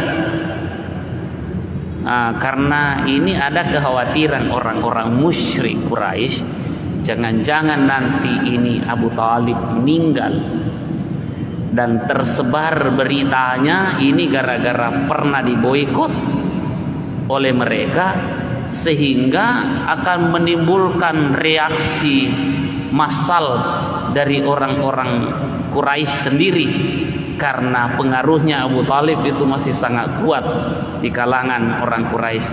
Itu yang mereka khawatirkan. Kalau itu yang terjadi, mereka tidak bisa baca pergerakan. Kalau Abu Talib tiba-tiba meninggal, lalu tidak ada perjanjian dia dengan mereka dengan Rasulullah, khawatir pengaruhnya ini akan terbaca oleh orang-orang Arab secara umum, yang menyebabkan terjadi reaksi kemarahan mereka, dan mereka sendiri akan berantem. Itu yang mereka khawatirkan. Ini terang di sini ya. Maka apa upaya mereka? Dalam kondisi Abu Talib seperti itu, mereka segera menghadap, para pembesar-pembesar ini segera menghadap kepada Abu Talib dan mengatakan, ya Abu Talib, wahai Abu Talib, aku minta kepadamu, sekarang engkau telah sepuh, aku meminta kepadamu bahwa pertemukan aku dengan Muhammad, ponakanmu. Saya akan memberikan yang sebelumnya kami akan memberikan yang sebelumnya kami tidak berikan. Tapi di sini kemudian dikatakan faqamu biwafadati hiya akhat wafadatihim ila Abu Talib. maka dia mencoba mengutus pembesarnya untuk melakukan lobby, untuk melakukan nego dengan Abu Talib. Ini mereka lolos, dan Abu Talib sudah sepuh, dan orang Arab pada tahu mereka Abu Talib ini jatuh, semakin menurun kondisi fisiknya gara-gara pernah diboikot selama 1 tahun oleh mereka. Dan kalau orang Arab sampai tahu ini secara umum, mereka akan mencela perbuatan itu dan akan menyerang pelaku-pelakunya ini sendiri. Itu yang mereka khawatirkan. Kalau terjadi sebuah reaksi internal yang mereka tidak pernah baca sebelum diantisipasi, dan itu sudah susah terbaca yang begitu. Nah, itu yang mereka. Jadi di sini kita bisa lihat bahwa siasat itu tidak pernah berhenti. Dakwah dihadapi dengan cara seperti itu, dakwah Rasulullah. Kemudian berikutnya qala Ibnu Ishaq, ini wa ghairuhu. Ibnu Ishaq dan sejarawan yang lain menerangkan bahwa lamma ishtaqa Abu Talib wa balagha Quraisyan thaqluhu qalat Quraisyun ba'duha li ba'din inna Hamzata wa Umara qad aslama wa qad fasha amra Muhammadin fi qabaili Quraisyin kulliha fantalaku bina ila Abi Talib falyakhuz ala ibni akhihi wal yu'tihi huna wallahi ma na'amana. Di sini dia mengatakan, ini diterangkan oleh Ibnu Ishaq dan para sejarawan yang lainnya bahwa ketika keadaan itu dia sedang dialami oleh Abu Talib, dan hal itu sampai diketahui oleh orang-orang Quraisy, qalat Quraisyun ba'duha li ba'din, maka orang-orang Quraisy mereka berdiskusi antara satu dengan yang lainnya, mengatakan bahwa inna Hamzata wa Umara qad aslama. Sekarang ini buktinya bahwa kita harus buka mata, sungguh Hamzah dan Umar sudah keduanya masuk Islam, 2 tokoh yang berpengaruh. Sekarang wa qad fasha amra Muhammadin fi qabaili Quraisyin kulliha. Sementara urusan Muhammad ini sudah tersebar luas di kalangan semua orang-orang Arab Quraisy. Kita sudah memperlakukan ini, sudah sampai, sudah tersebar, ini sudah viral. Ya, viral dalam konteks pada saat itu diketahui. Artinya sudah bukan rahasia lagi. Di qabaili Quraisyin kulliha, di kalangan suku-suku Quraisy pada umumnya atau seluruhnya. Fantalaku bina ila Abi Talib, maka sebaiknya kita segera menghadap ke Abu Talib. Sebaiknya kita harus segera menghadap ke Abu Talib. Falyakhuz ala ibn akhihi, dan kita bujuk beliau untuk memanggil ponakannya. Ponakannya yang dimaksud di sini adalah Muhammad Rasulullah sallallahu alaihi wasallam. Wal yu'tihi minna, kita berikan sesuatu dari kita, ya, kita saling berikan, karena ini kita katanya wallahi, demi Allah kita tidak aman kalau begini, kita tidak aman. Ini memang Abu Talib ada di sebelah, tetapi ketiadaan nanti Abu Talib ini berbahaya bagi kita. Jadi sebenarnya inilah siasat yang dilakukan. Nah, lalu disingkatakan bahwa wa fi lafzin, di dalam teks yang lain disebutkan fa inna nakhafu ayyamuta hadza syekh, kita khawatir kalau sampai kemudian benar-benar Abu Talib ini meninggal, apa jadinya? Kalau orang tua ini meninggal karena Abu Talib dianggap as-syekh, disebut as-syekh di sini. Fayakunu ilaihi syai'un, ya, maka tentu terjadi sesuatu yang merupakan reaksi orang-orang Arab. Yaquluna tarakuhu hatta iza mata ammuhu tanawaluhu. Mereka mengatakan begini, ini bahaya nanti ini. Umar sudah masuk Islam, Hamzah bin Abdul Muttalib sudah masuk Islam.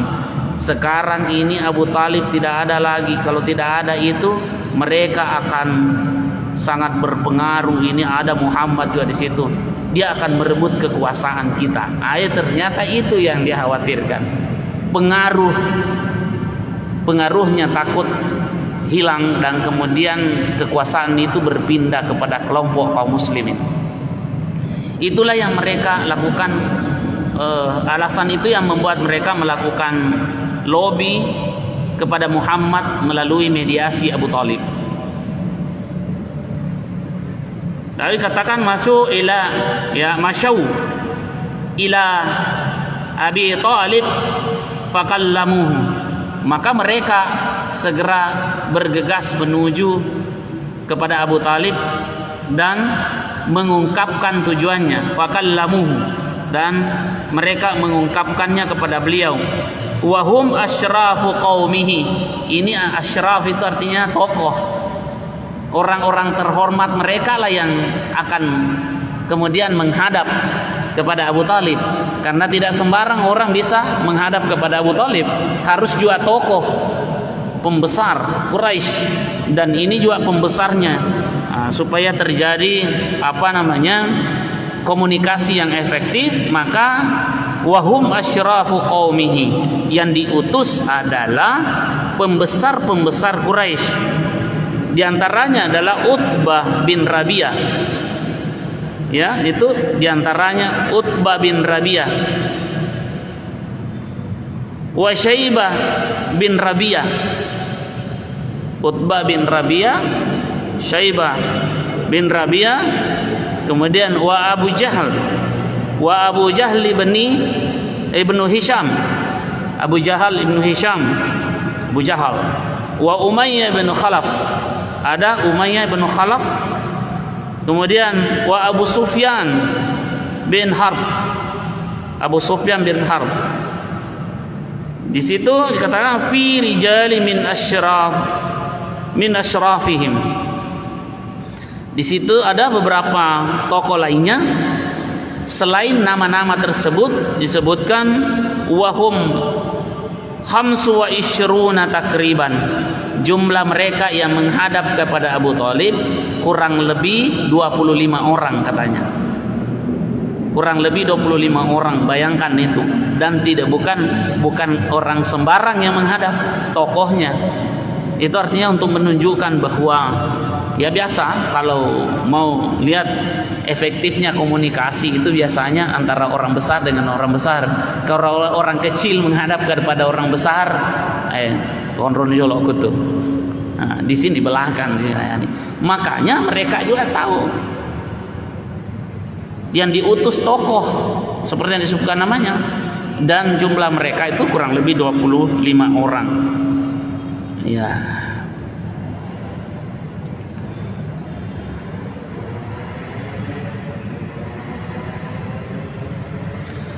Faqalu, maka mereka semua mengatakan ini, mengungkapkan, mewakili yang lainnya, ya Aba Talib, innaka minna haitsu qad alimtah. Wahai Abu Talib, begini, bapak kan, ya, Abu Talib kan sebenarnya dari kami juga, golongan kami juga, dari orang Quraisy juga. Qad alimta, seperti yang Abu Talib sudah tahu, ya, sudah mengetahuinya ini. Soalnya mengatakan begini, kami ini datang bukan orang lain. Bayangkan itu pola komunikasi. Kami ini bukan orang lain. Abu Talib kan dari suku Quraisy, pembesar dan tokoh. Kami juga ini dari suku Quraisy. Nah sekarang kita ingin berbicara dengan kalau diselesaikan ini secara adab, kira-kira seperti itu. Kita selesaikan secara suku, secara kekeluargaan. Itu mereka, karena mereka sudah khawatir, mereka sudah merasa terancam. Ya, sehingga dikatakan innaka minna haitsu qad alimta wa qad hadaraka ma tara. Ini wa qad hadaraka ma tara, dan Abu Talib sendiri sudah menyaksikan kan kejadian yang terjadi. Hadaraka ma tara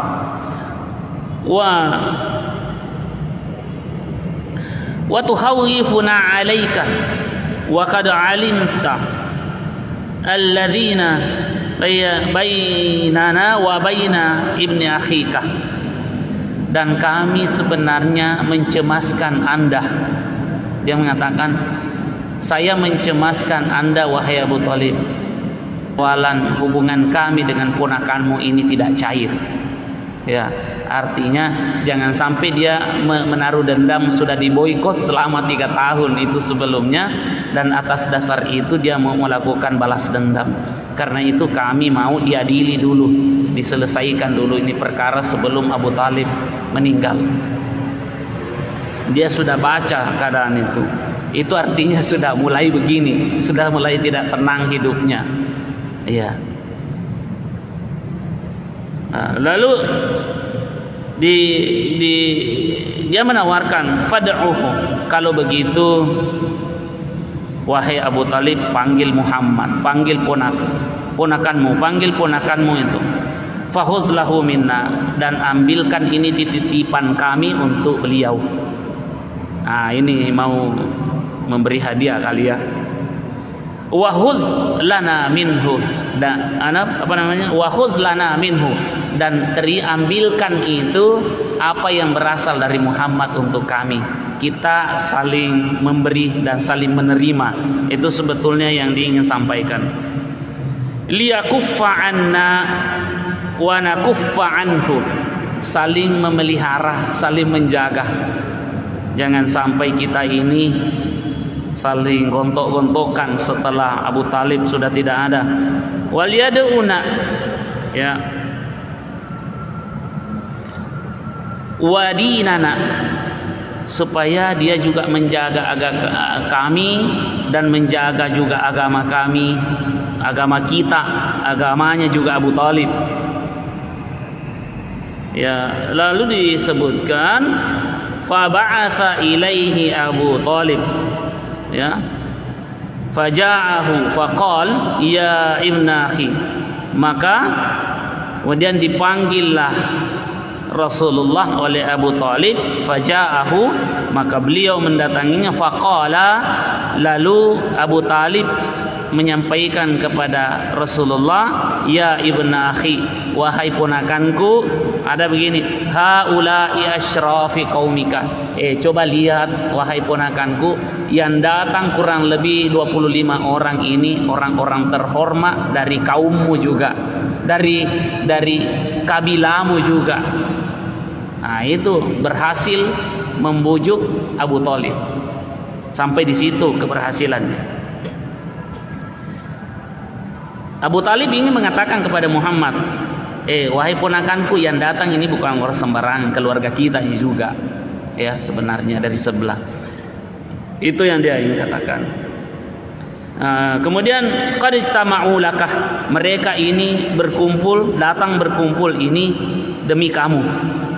Liu'tuka, untuk memberikan sesuatu kepadamu, wal ya'khuzu minka, dan juga mengambil sesuatu padamu.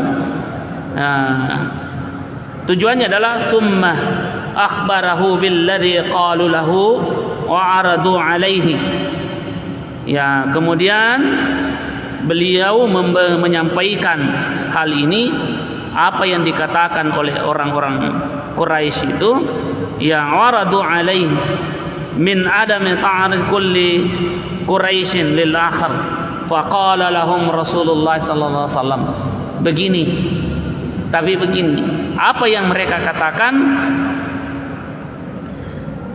Setelah Abu Thalib ini menyampaikan kepada Nabi, orang-orang pembesar Quraisy mengatakan begini, coba lihat nih, pamanmu saja bilang kan begitu, pamanmu saja bilang begitu, hari kita berdamai. Saya jaga kami akan menjaga kalian juga. Itu ya, jangan katakan begitu. Faqala lahum Rasulullah sallallahu alaihi wasallam, lalu Rasulullah mengatakan kepada setelah itu mereka mengatakan kepada Rasulullah, mengatakan ara'aitum,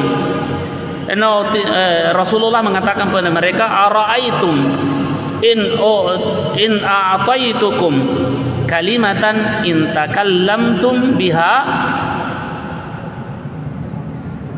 mallaktum biha al-arab. Beliau mengatakan, bahkan Rasulullah menjawab begini, kira-kira bagaimana pendapatmu kalau soal kekuasaan kan? Kira-kira bagaimana pendapatmu kalau saya berikan satu kalimat yang dimana kalimat itu membuat kekuasaan Anda bukan hanya menguasai orang-orang Arab, tapi Anda bisa menguasai juga al-ajam atau non-Arab.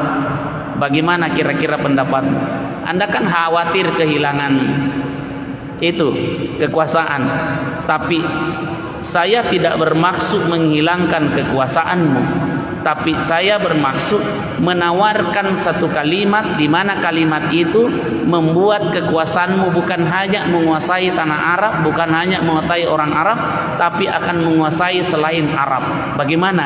Ini lebih besar ini yang saya tawarkan, kata Rasulullah sallallahu alaihi wasallam. Nah, lalu dikatakan atalakum biha al-ajam. Di dalam lafaz yang lain, ini banyak lafaz yang menerangkan begitu. Ya. Uriduhum ala kalimatin wahidatin yaqulunaha tadinu lahum bihal arab wa nuaddi ilaihim biha al-ajam al-jaziyah. Sama saja maksudnya. Ada beberapa riwayat yang menjelaskan tentang ucapan Rasulullah kepada utusan-utusan orang Quraisy ini. Intinya beliau ingin mengatakan begini, kecil sebenarnya itu yang kamu tawarkan, dan hal kecil itu yang kamu khawatirkan hilang. Aduh, kecil itu, kamu takut kehilangan pengaruh di kalangan orang Quraisy. Yang saya tawarkan ini satu kalimat yang bisa mendongkrak kekuasaanmu jauh lebih besar, yaitu menguasai orang Arab dan menguasai al-ajam non-Arab. Itu yang kami katakan. Ini banyak riwayat mengatakan setelah ucapan ini diucapkan oleh Rasulullah sallallahu alaihi wasallam, falamma qala hadzal maqalah, setelah Nabi mengucapkan kalimat ini, tawaran ini,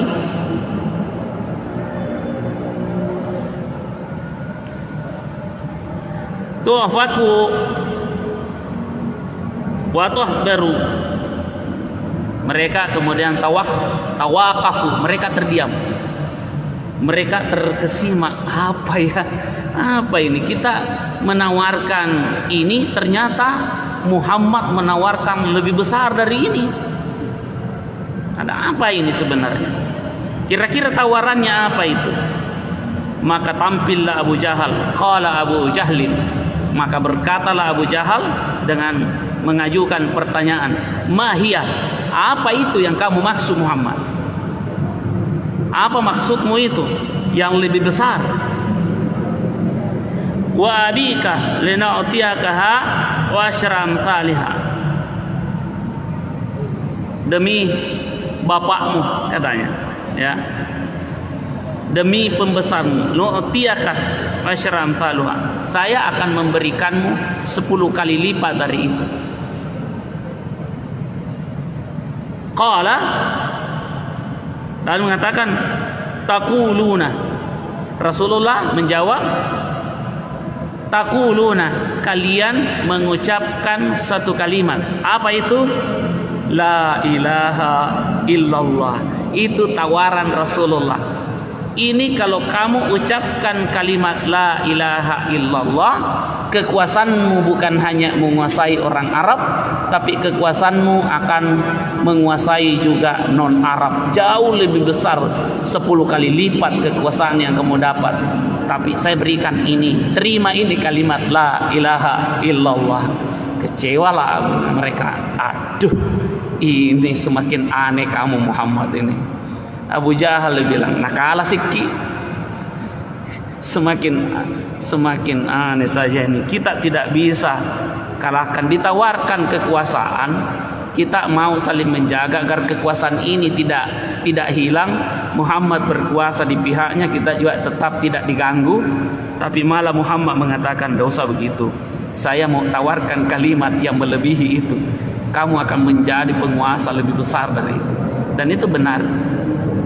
Kalau kita renungkan ini, Rasulullah orang Arab, dia orang Quraisy, tapi pengaruhnya itu mendunia sampai sekarang. Dan semakin lama pengaruh ini semakin mengkristal dan membuat, sehingga ada satu tokoh, ada yang menulis, seorang peneliti yang menulis, menempatkan 100 tokoh paling berpengaruh di dunia dan menempatkan Rasulullah sebagai orang nomor 1 paling berpengaruh secara objektif. Itu dibuktikan, dan ini terbukti setelah beberapa abad wafatnya Rasulullah Sallallahu Alaihi Wasallam. Andaikan orang-orang Quraisy menerima ini, mereka para pengikutnya benar saja. Semua yang mengikut kepada Rasulullah dan menjadi tokoh, pengaruhnya semua mendunia.